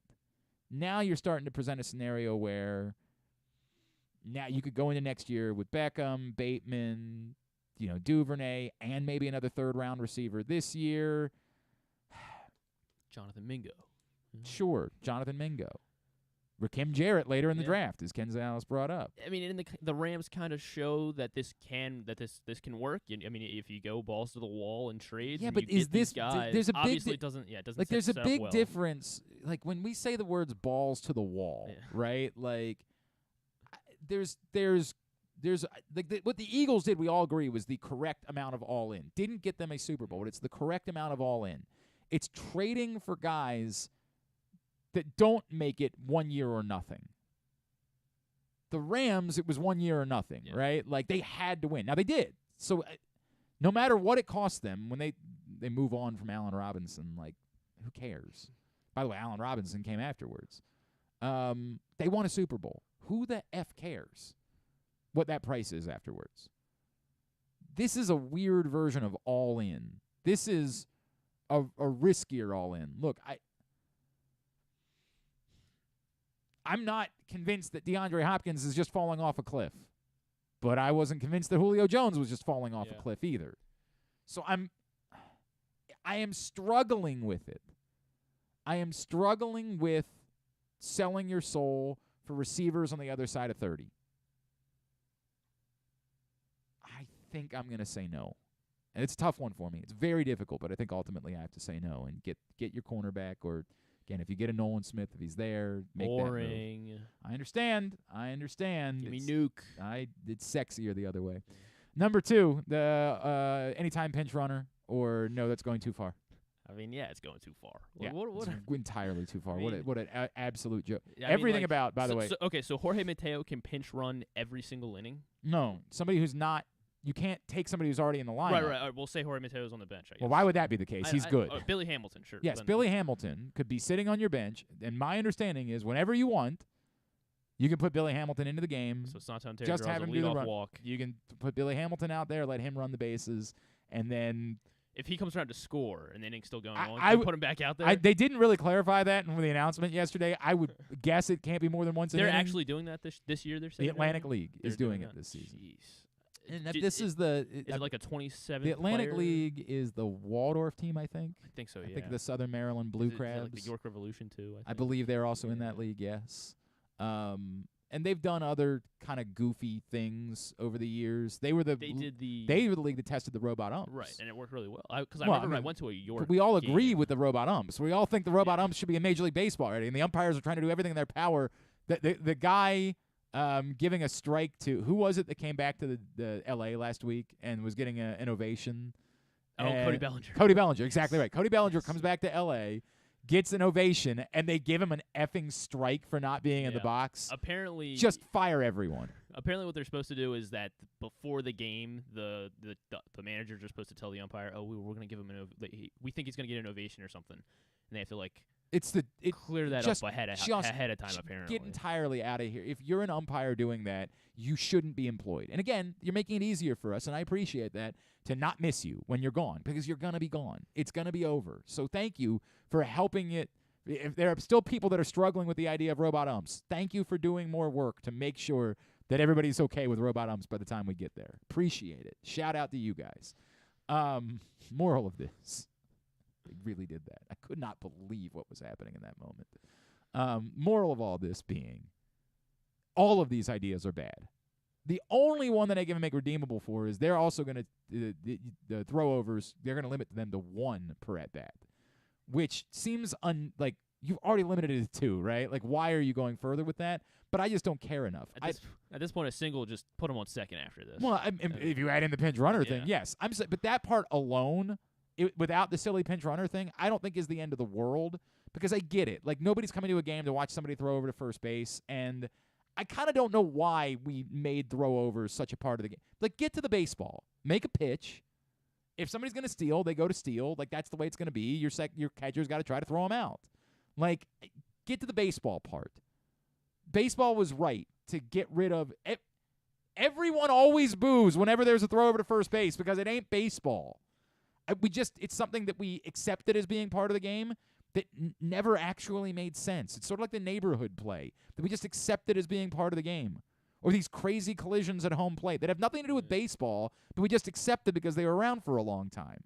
Like, I'm okay with limiting the disengagements. I don't think it's necessary. I think 2 is fine. But if they did one day make it 1, I don't think that's the end of the world. The cockamamie double hook thing, it's the dumbest thing I've ever heard. I can't believe there is nothing wrong with openers. The only issue with openers is for bettors, because when you bet baseball, what you're really betting on is the starting pitching matchup. So that's what Major League Baseball, now that they're in bed with the betting people, are like, well, we might want to discourage openers, because when there are openers, there's, I'm going to guess, far less action on a baseball game. So Major League Baseball says, well, how do we work with our betting partners? From a baseball standpoint, who cares who pitches the innings? We're probably going to learn one day that it's smarter to have a staff of pitchers pitch collectively a more spread out number of innings than it is to try to have somebody go 200-plus innings a year. Openers are not a problem. Now, you feel like you have to solve the problem, just ban openers. Figure out a way to do it. Have, a team, force that team to announce these are our 5 starting pitchers. And then they can only pitch one of those 5 starting pitchers. But to say, hey, your starter is getting his brains beat in, you have to leave him in the game to continue getting his brains beat in, or the penalty is we're going to make it drastically more difficult for you to try to come back in that game, does nothing to benefit baseball. What it benefits is more games you want to turn off in the second inning. Bigger blowouts. Less interesting games. It's insanity. Openers are not actually a problem for anything other than betting. And at some point, you can't capitulate everything just to gambling. Or let the betting companies get smarter. Figure out other things to do. That's the only reason to think that openers are a problem. Maybe they say, well, hey, look, we want more. If I wanted to give them benefit of the doubt and say it wasn't only about gambling. Felix Hernandez Day in Seattle. I remember our buddy Kevin Van Valkenburg wrote about it once upon a time. Like, when you have an ace, the electricity that brings to a city, and we have not experienced it in Baltimore in a very long time. Chris Tillman flirted with it a little bit, but was never really that guy. We wanted to believe that Dylan Bundy was that guy for a minute. Mike Messina the last? Mike Messina was the last actual ace that existed in Baltimore. Kevin Gausman never was. Alfredo Simon? Yeah, thank you. There was Alfredo Simon. Daniel Cabrera, obviously, and Sidney Ponson. When that guy goes, when Garrett Cole pitches, here's the dirty secret. Most nights in New York, you can get into games fine. Like, it's not that hard. But when Garrett Cole pitches, there's more electricity to it. When Verlander, Scherzer, Kershaw, when those guys pitch, there is more electricity. More people want to be at the game. There is a greater feel. It gets better ratings, all of those things, because it's Felix Day. It's, insert name, Sabathia Day, David Price Day, Ohtani Day. It's obviously a different animal altogether, right? That's a completely different but you know what I'm talking about. Like, it's when those guys have gone, when that's been the pitcher, it has created a more – so baseball wants that. They want starting pitchers to be significant because they want the electricity of big pitching matchups, of, just that day within the city. Right now, we have not gotten to a point where starting pitching is dead. We're just experimenting with openers. That's it. I think they're solving a problem that doesn't exist, or trying to solve a problem that doesn't exist. It's cockamamie. It's stupid. I'm opposed to it. And then, as we talked about the pinch runner thing, it's just bat-ass insane. Like, what? I mean, when do we make it a football team? When do you get to the point where you just have one group of players that are your hitters and one group of players that are your runners, and one group of players that are your position? Does and no. I have no idea what cricket does. I couldn't possibly tell you. They have certain fielders, whatever. But you're going to get to a point where you're going to have 4 different groups of players on your team. You're going to have hitters, position players, runners, and pitchers. And you're going to have a 40-man roster for a baseball team to have 10 of each. Like, it's insanity. This is insane. Well, it's like what Ken was saying, more jobs. Sure, more jobs. Creating more jobs. Nuts. And then number 3. More coaches. Have you watched the video? I have not watched it. I have not. I do have it up, though. I mean, I see it's 4 minutes long. I'm not sure. It's loaded with curse words. I'm not sure if we want to. All right. I mean, we definitely have to. All right. I haven't done this in a long time. Adult content alert. Adult content alert.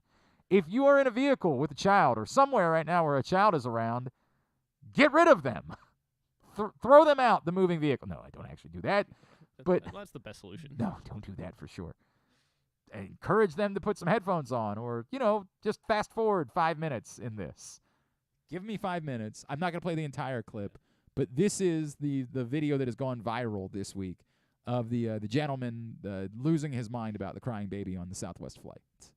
And an SW, a passenger loses his mind over a baby. That child has been crying for 40 minutes. Lower that, and you can't put your fucking finger in my face like that. Calm the child down, please. I had headphones on. I was sleeping. Why is the baby yelling? I'm not screaming. You want want me to scream? You want me to scream? I'll fucking scream. Please stop the baby. Please. Bro, please. That child was a black baby. What the fuck would be happening right now? Yo, I know you're not going there. You're not going there. I'm fucking going there. We're not in Florida yet. You can't do what the fuck you feel like. Fuck. I was asleep the whole time. You haven't served me anything. No, anything. Try to keep my calm, but if I wasn't on this plane, I would. Because there's a child flying on the flight non-fucking stop. That's what's happening. It's not ending anytime soon, by the way. Can you lower that voice? Hang on, the really funny line is coming up. That's not, no. Let's be rational. Hold on. You want to be rational? No. Don't tell me what the fuck I need to do. Let's be rational. We are in a fucking tin can with a baby in a goddamn echo chamber, and you want to talk to me about being fucking okay? Okay, because you're yelling. So is the baby. Okay, so you're a man. Did that motherfucker pay extra to yell? That's the best line. That's the money shot. And again, that's the problem. Is the guy's so entertaining at times? Yes. Like, good points. That you have. Did that M ever play extra to yell? This is such a good line. Now again, you got screaming baby for this gentleman says at least 40 minutes, screaming baby. Now this gentleman is screaming and making a scene on top of it. That flight, you're coming home. So you don't have to, it's not like you have to be at a destination by a certain time. You're coming home. That flight or waiting 3 extra hours at the airport. Yeah, I mean, I'm sorry. This is a no-brainer. I can't stand kids on flights. That's a bit much. I can't stand it. I feel like what if they're well behaved? Well, then I mean, too bad. Too bad. I mean, like, what is that? It should be illegal for kids under 10 all right, to fly. You're gonna have to. Your life is about to be drastically different. Illegal for kids under 10 to fly. Yeah. Well, I mean, God. Figure it out, man. We figure what out? I don't know. Like, I mean, if your kid is that, if they have that many issues, I mean, you shouldn't take them on a plane. It's called being a kid. That's what it's called. I got bad news for you. I mean, you were one once too. I know it's gonna be hard for you to believe. I was great. You have no idea what you were. No clue. All right. Also, I didn't fly much probably when I was under 10. I don't know. Might be the case. I don't know. Apparently, I was of the age where they could just put me on a plane and fly me across the country without my parents. That was a thing that occurred for people my age and younger. Maybe they should have like screenings where if there's kids like all you. All right. Griffin has nothing to offer to the conversation. I can't. I'll easily. I'll just take a 6-hour delay. I'm in general the type of person. I might take a 6-hour delay. This happened to us once when we were flying back from Nashville when we used to do the show at the winter meetings. I opted for the last flight of the day. And because Stan was on the previous flight, we got to the airport and Stan said, "Good news, there's a seat left on this flight. You can get on this flight." And I said, "Stan, I'm going to politely pass." And he said, "Why?" And I said, "Because I know what that means about the next flight." He said, "What?" I said, "I know that means the next flight is not full at all. And it means that my experience in this hellscape that is flying is going to be greatly improved because I'm going to have some leg room on my flight. So I'm going to choose to stay on that flight, and even though I'm going to get back a little bit later, I'm going to live with that." It was only like a difference in an hour and a half or something like that. Like, I'm going to just get some work done here at the airport. I'll be okay. Again, there's a bar down. I can go get myself a beer. I got, Netflix, whatever it is, and I'm going to live because I'm going to have a more pleasant experience on the following flight. And that's exactly what I did, and I had the entire row to myself. It was just wonderful. Oh, I couldn't have asked for anything better. So I'm always going to choose. There was no kid on that flight. Imagine if there was a little kid. I wouldn't have even noticed. I was in such paradise, I wouldn't have even noticed at that point. Continue to get me your responses at Glenn Clark Radio on Twitter, Facebook.com/Glenn Clark Radio. We will share them throughout the day, and someone's going to win a free T-shirt from Birdland Sports. When we come back in, we will get a tidbit and tuba to wrap it up for a Would You Rather Wednesday edition of Glenn Clark Radio. Yeah, that's when Right. We need the audio and everything. Baseball season is finally here, and what better way to celebrate than with some fresh gear from Birdland Sports? As a small business run by O's fans, Birdland Sports offers a great selection of unofficial merchandise, including unique designs like Birds Are Coming tees, player cartoon shirts, and championship prediction designs. And the best part, their prices are more affordable than the big guys. Get high-quality gear without breaking the bank. So whether you're heading to the ballpark or watching from home, show your love for the birds with Birdland Sports. Visit birdlandsports.com today to browse their collection and gear up for the season. Let's go O's! Whether your focus is luxury and comfort, convenience and technologically advanced connectivity, or sporty performance and aggressive styling, we've got the perfect Highlander for you. Check out buyatoyota.com for deals on new Highlanders from your local Toyota dealer today. Another Orioles season is in the books, and the Bat-Around was there every step of the way as the Birds posted their first winning season in 6 years. And after promoting 2 #1 overall prospects in Adley Rutschman and Gunnar Henderson, Mike Elias has said it's liftoff from here. Hi, I'm Paul Valley, and along with my co-host Zach Goodman, we'll be here every Saturday from 10 a.m. to noon all off season, discussing every signing, trade, and waiver claim as we navigate the cold winter months that lead to spring training. You can watch us at youtube.com/PressBoxOnline and Facebook.com/PressBoxSports, or listen live at PressBoxOnline.com/radio. And if you miss a show, you can find us anywhere you get your podcasts. So tune into the Bat-Around with Paul Valley and Zach Goodman every Saturday from 10 a.m. to noon right here at PressBox Sports.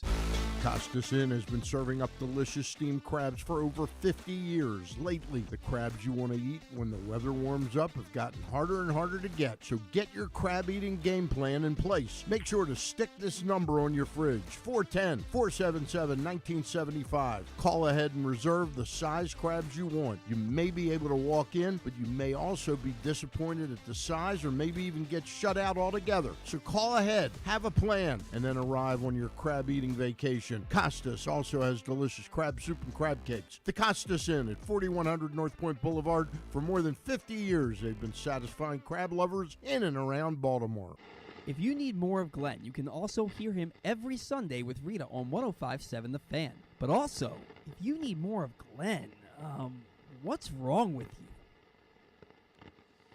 All right, winding down for a Would You Rather Wednesday edition of the program. Today's show has also been brought to you by A.J. Michaels, expert and award-winning A.J. Michaels Heating, AC, Plumbing, and Home Performance will improve your home's energy efficiency and comfort levels. AC season is coming up fast. New rebates and discounts are available. More at ajmichaels.com. I'm trying to think if there was anything we didn't get into today that we were supposed to. I think we're good. Deontay Banks, his official visits are over. Ravens were not on there. I keep trying to tell you guys that doesn't matter. I mean, it just doesn't. And actually, it probably matters even less with Deontay Banks because they've seen him. They know. Yeah. Like, they've been I try to tell you, like, the Ravens send guys to Maryland games to practices all the time. They know. They constantly know. So the other thing that I keep trying to tell you guys, don't get worked up about. If you want to say, hey, this is interesting, fine, say it's interesting. But remember, like, when they met with Lamar Jackson, they tried to keep it completely under wraps. They did it under the cloak of night. Like, they will draft guys that they visited with. They will draft guys they didn't visit with. There is no track record that says what we can read into it. If you think it's an interesting tidbit, think it's an interesting tidbit about who somebody met with or didn't meet with. But to think there draws a parallel or that you're only going to draft a player that you had a visit with or anything like that, Deontay Banks, it makes all the sense in the world for the Ravens to say, why would we waste a visit on a guy that we know inside and out, that we have spent time with, that we've been at practice with? We know that guy. Doesn't mean they're going to draft him. Let me make that abundantly clear. But they know him. So we only get 30 visits. We want to get to know guys that we maybe don't know quite as much. I did see that they brought in, was it Jarrett that visited this week, or maybe he just had a local workout. I don't know what it was. I don't, because there's local workout day too, where they bring in a bunch of those guys. Like with Joey Fisher, I know came in for local workout day. So I don't know. Whatever. I know enough about visits to know that they don't matter the way that people want them to matter. So that's all I'm saying about that particular topic. Let's go ahead and get a tidbit. All right. Tidbit of the day is brought to you today by your local Toyota dealer and buyatoyota.com. The Toyota Tacoma comes in a range of models and trim lines, so you can choose the perfect Tacoma to reflect your unique personality and driving habits. Check out buyatoyota.com for deals on new Tacomas from your local Toyota dealer today. Chris Paul. So last night, Scott Foster was the was the official. It finally for their ended. game. It did. Finally ended. They got to win. They were so Chris Paul's teams were 2-17 against the spread. Unbelievable. And they of course did cover. So they were able to cover. They were able to everything going against Chris Paul and the Suns, and they were able to come back and win that game. So just a funny tidbit there. It is one of the great rivalries in the history of sports. And by the way, remember the Suns were set to win the NBA title 2 years ago, and all of a sudden Scott Foster showed up. The NBA was like, not so fast, my friend. And I don't want to talk about that either, as the Suns proceeded to lose the next 4 after taking a 2-0 series lead. Totally cool. Totally something I'm definitely over and don't think about all the time. Eduardo Rodriguez became the first Tiger to throw 8 scoreless innings with no walks and 10 strikeouts. Former Orioles farmhand. Former Orioles farmhand. Eduardo Rodriguez he became the first pitcher for the Tigers to do that. 8 scoreless innings, no walks, and 10 strikeouts. Since Max Scherzer did it in 2012, and and he was only the 3rd Tiger ever, as it had been over 100 years between Scherzer and the last guy to do it for the Tigers. Bill Donovan did it in 1908 for the Tigers. 8 scoreless, no walks, and 10 strikeouts. It only happened 3 times for the Tigers. How about that? Bryson Stott led off Game 1 of the Phillies doubleheader yesterday with a single, which gave him a 17-game hit streak to begin the season. He set a Phillies franchise record for most longest hit streak to open a season and broke his tie with your favorite, Puddinhead Jones. Oh, Puddinhead. Is that legitimate? Yes. His name is Puddinhead Jones. In 1950. That's amazing. He opened up I've never heard of Puddinhead. That's awesome. Man, I think, were he and Tungsten Arm ever teammates? Or they might have been. We should look into that. Into it. I think Puddinhead Tungsten Arm was a little Jones. bit before 1950, unfortunately. His name, the G is not on the end. It is Puddinhead. I love that so much. Oh, my God, I love that. It's worth it no matter. I don't even care about any of the rest of the tidbit. It was worth it for Puddinhead Jones. Bautista's splitter, this graphic was going around yesterday. How is that a real thing? Highest whiff rate in the league by over 20%. Bautista's splitter. Do you want to try to guess whose second best pitch is the best pitch in baseball? Hang on, I don't care about this. Willie Puddinhead Jones played for the Phillies from 47 to 59. Man, he had a hell of a career. He was a 2-time All-Star. The Indians in 59. He played for 3 different teams. 59 was a tough year for him. He played for 3 different teams. The Phillies, Indians, and the Reds. He's on the Philadelphia Phillies Wall of Fame. Willie Jones. Willie Puddinhead. I don't know how he became Puddinhead. Nobody's got that information. Oh, he served our country. He grew up in North Carolina and served in the Navy during World War II. So he's an American hero on top of everything else. God, he's my new favorite baseball player. That's all I want to do is talk about Puddinhead Jones. God, that's so great. Yes, did you have something else there? Yeah. But it's not as exciting. Got the best pitch in baseball. Oh, right, splitter, 95% whip for it. Did we try to track down the pitching ninja guy? Yeah, we're working on it. Okay. It's no avail. All right. I'll keep exhausting Try my tweeting efforts. him. Did you try that? No, not yet. I'll All try right, that. try that. Yeah. Do you want to try to guess whose second best pitch is? His name is Dre Jameson. I've never heard of Dre Jameson. All right, well, so that was gonna be my tidbit. Can you guess what team he's on? No, I've never heard of this man. He is on the Diamondbacks. Sure. He actually started last night and got hit pretty hard by the Cardinals, so his whiff rate probably even rough, down. rough for old Dre. 73%. His you know what they say. The second best pitch in baseball. After last night, I forgot about Dre. You forgot about Dre? Yeah. You know that. I know. I'm sorry. Oh my God.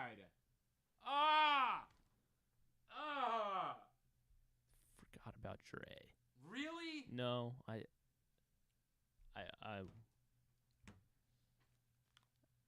Nowadays, everybody want to talk like they got something to say, but nothing comes out when they move their lips. Just a bunch of gibberish. And mother effers act like they forgot about Dre.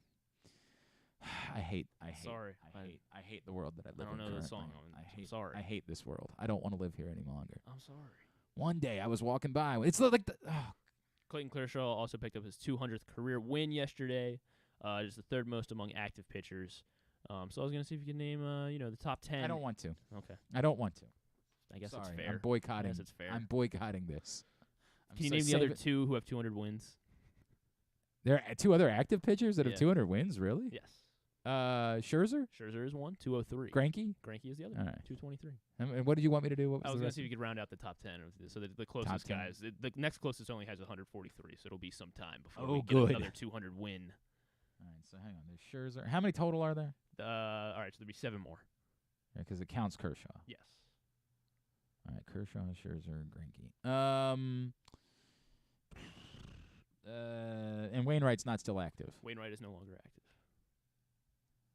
Wow. It's funny. Like it really is a drop off from there. Like you start sort of guessing. Like could it be Rich Hill, for example? It is not Rich Hill. I still think that was a good guess. Yeah, not bad. Let's see. Where's Rich Hill? He has 83. Boy, I didn't realize it was that. Isn't he like at 50 years old? Right. 83 and 61. I knew it took a minute, but jeez, that is rough.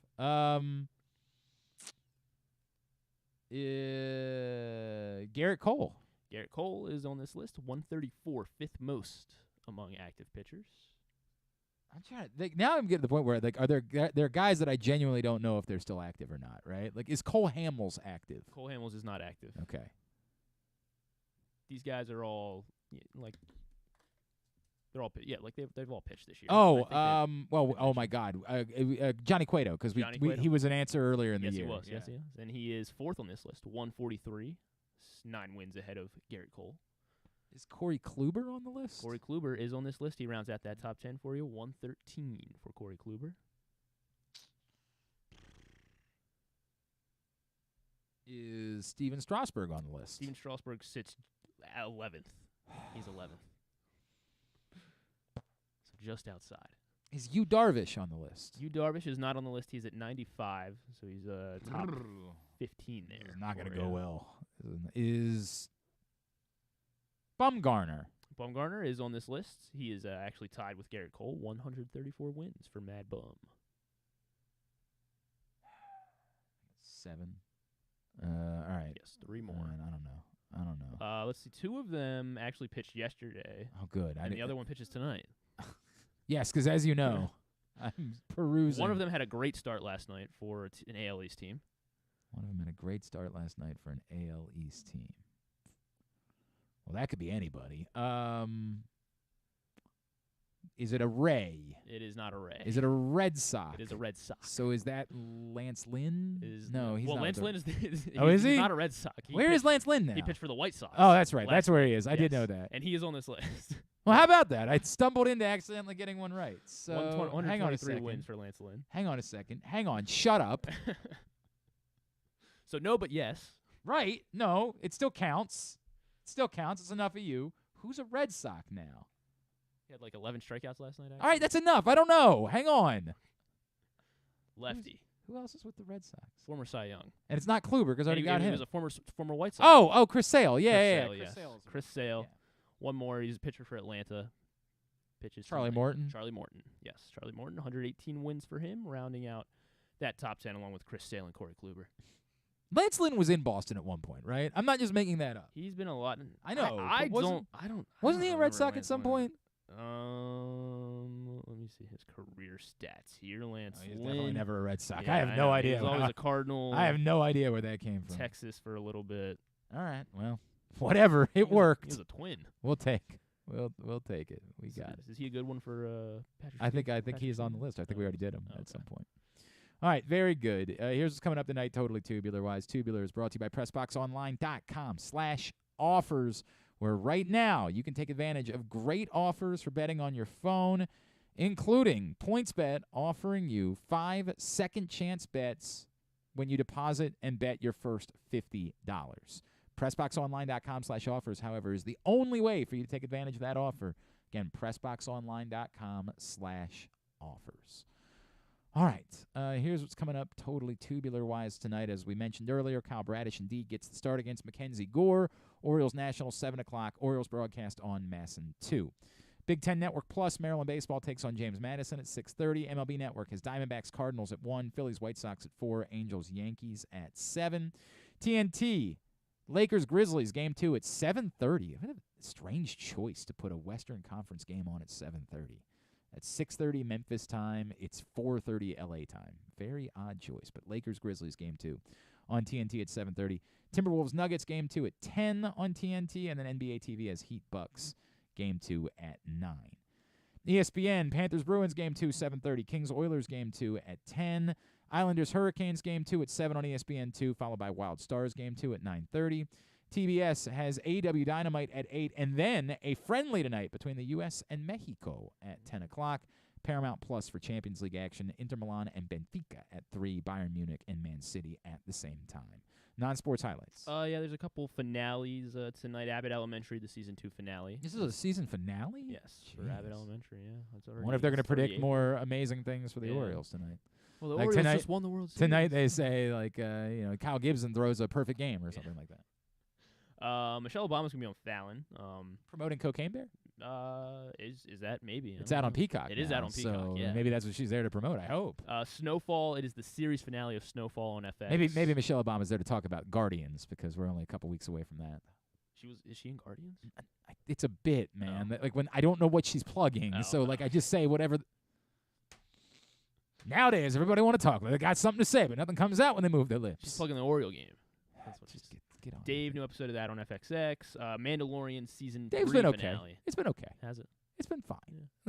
Like I've always had problems with Dave where like I just don't like Lil Dicky as many as other people do, and like I've always dealt with the fact that like Gata is drastically more talented than he is. So like it's always been a struggle for me, and they've kind of danced it around it a couple of times, but never really like gone there. But it's funny. Like there's enough funny there that makes up for my issues with the premise, you know what I mean? I liked Lil Dicky a lot when I was in high school. Yes, that sounds like something that every I think of a certain age, like not my age, but I think every little boy found Lil Dicky to be hilarious, right? Like, and he's okay as a rapper. Like he's good enough to make the two things work somehow. But it's just not, his rapping has never been for me. Even though I know people say he's very good, it's just never been for me. His music's not for me. The show is funny enough. It's funny enough that like when I get frustrated about certain things, I'm like, all right, I can make up for it because it's funny. Good. And then Mandalorian season 3 finale on Disney Plus, and a new episode of Ted Lasso as well today. All right. I actually already watched. Oh, you did? Ted Lasso. Yeah. Did they? I guess they're doing midnight too because I watched it. I watched it last night after the Suns game. I watched. Well, you know what? It's not true. I didn't finish it. I started it, and then I realized it was like 1 in the morning. Gotcha. And I said, I didn't watch last week's yet, so I'll be able to just double up right here. All right. The Baltimorean on Jeopardy, he lost last night. It's a bummer. Yeah, I'll see you over there, John. All right. Thanks today. I got to go to Glory Days. Got a meeting here. Thanks today to, oh, God, I've already forgotten. Russell Melendez, of course, from Johns Hopkins Lacrosse. Thanks also to Ken Zalis and to Jeff Ermann. Yes, that's right. I don't know what's going on with my brain. A couple things Not great. We'll get it all up in the greatest hits section of the Oh, my God, it's so good. tab at GlennClarkRadio.com. On the program tomorrow, Tyrese Chambers, Maryland wide receiver, Baltimore native, is going to join us. They're getting ready for their spring game. From Navy Lacrosse, another local, Henry Tolker, as they get ready for Army on Saturday night and stuff and things. All right, very good. Thanks to everybody at Pressbox, all of our great sponsors and partners, including AJ Michaels, Glory Days Grill, Royal Farms, Costas Inn, Hartford Community College, Birdland Sports, your local Toyota dealer, buyatoyota.com. Thanks to Griffin, at Griffin_Bass is how you follow him. Follow us, Twitter, Instagram, and TikTok, at Glenn Clark Radio. Have a great Wednesday evening. Go Birds. Duke sucks.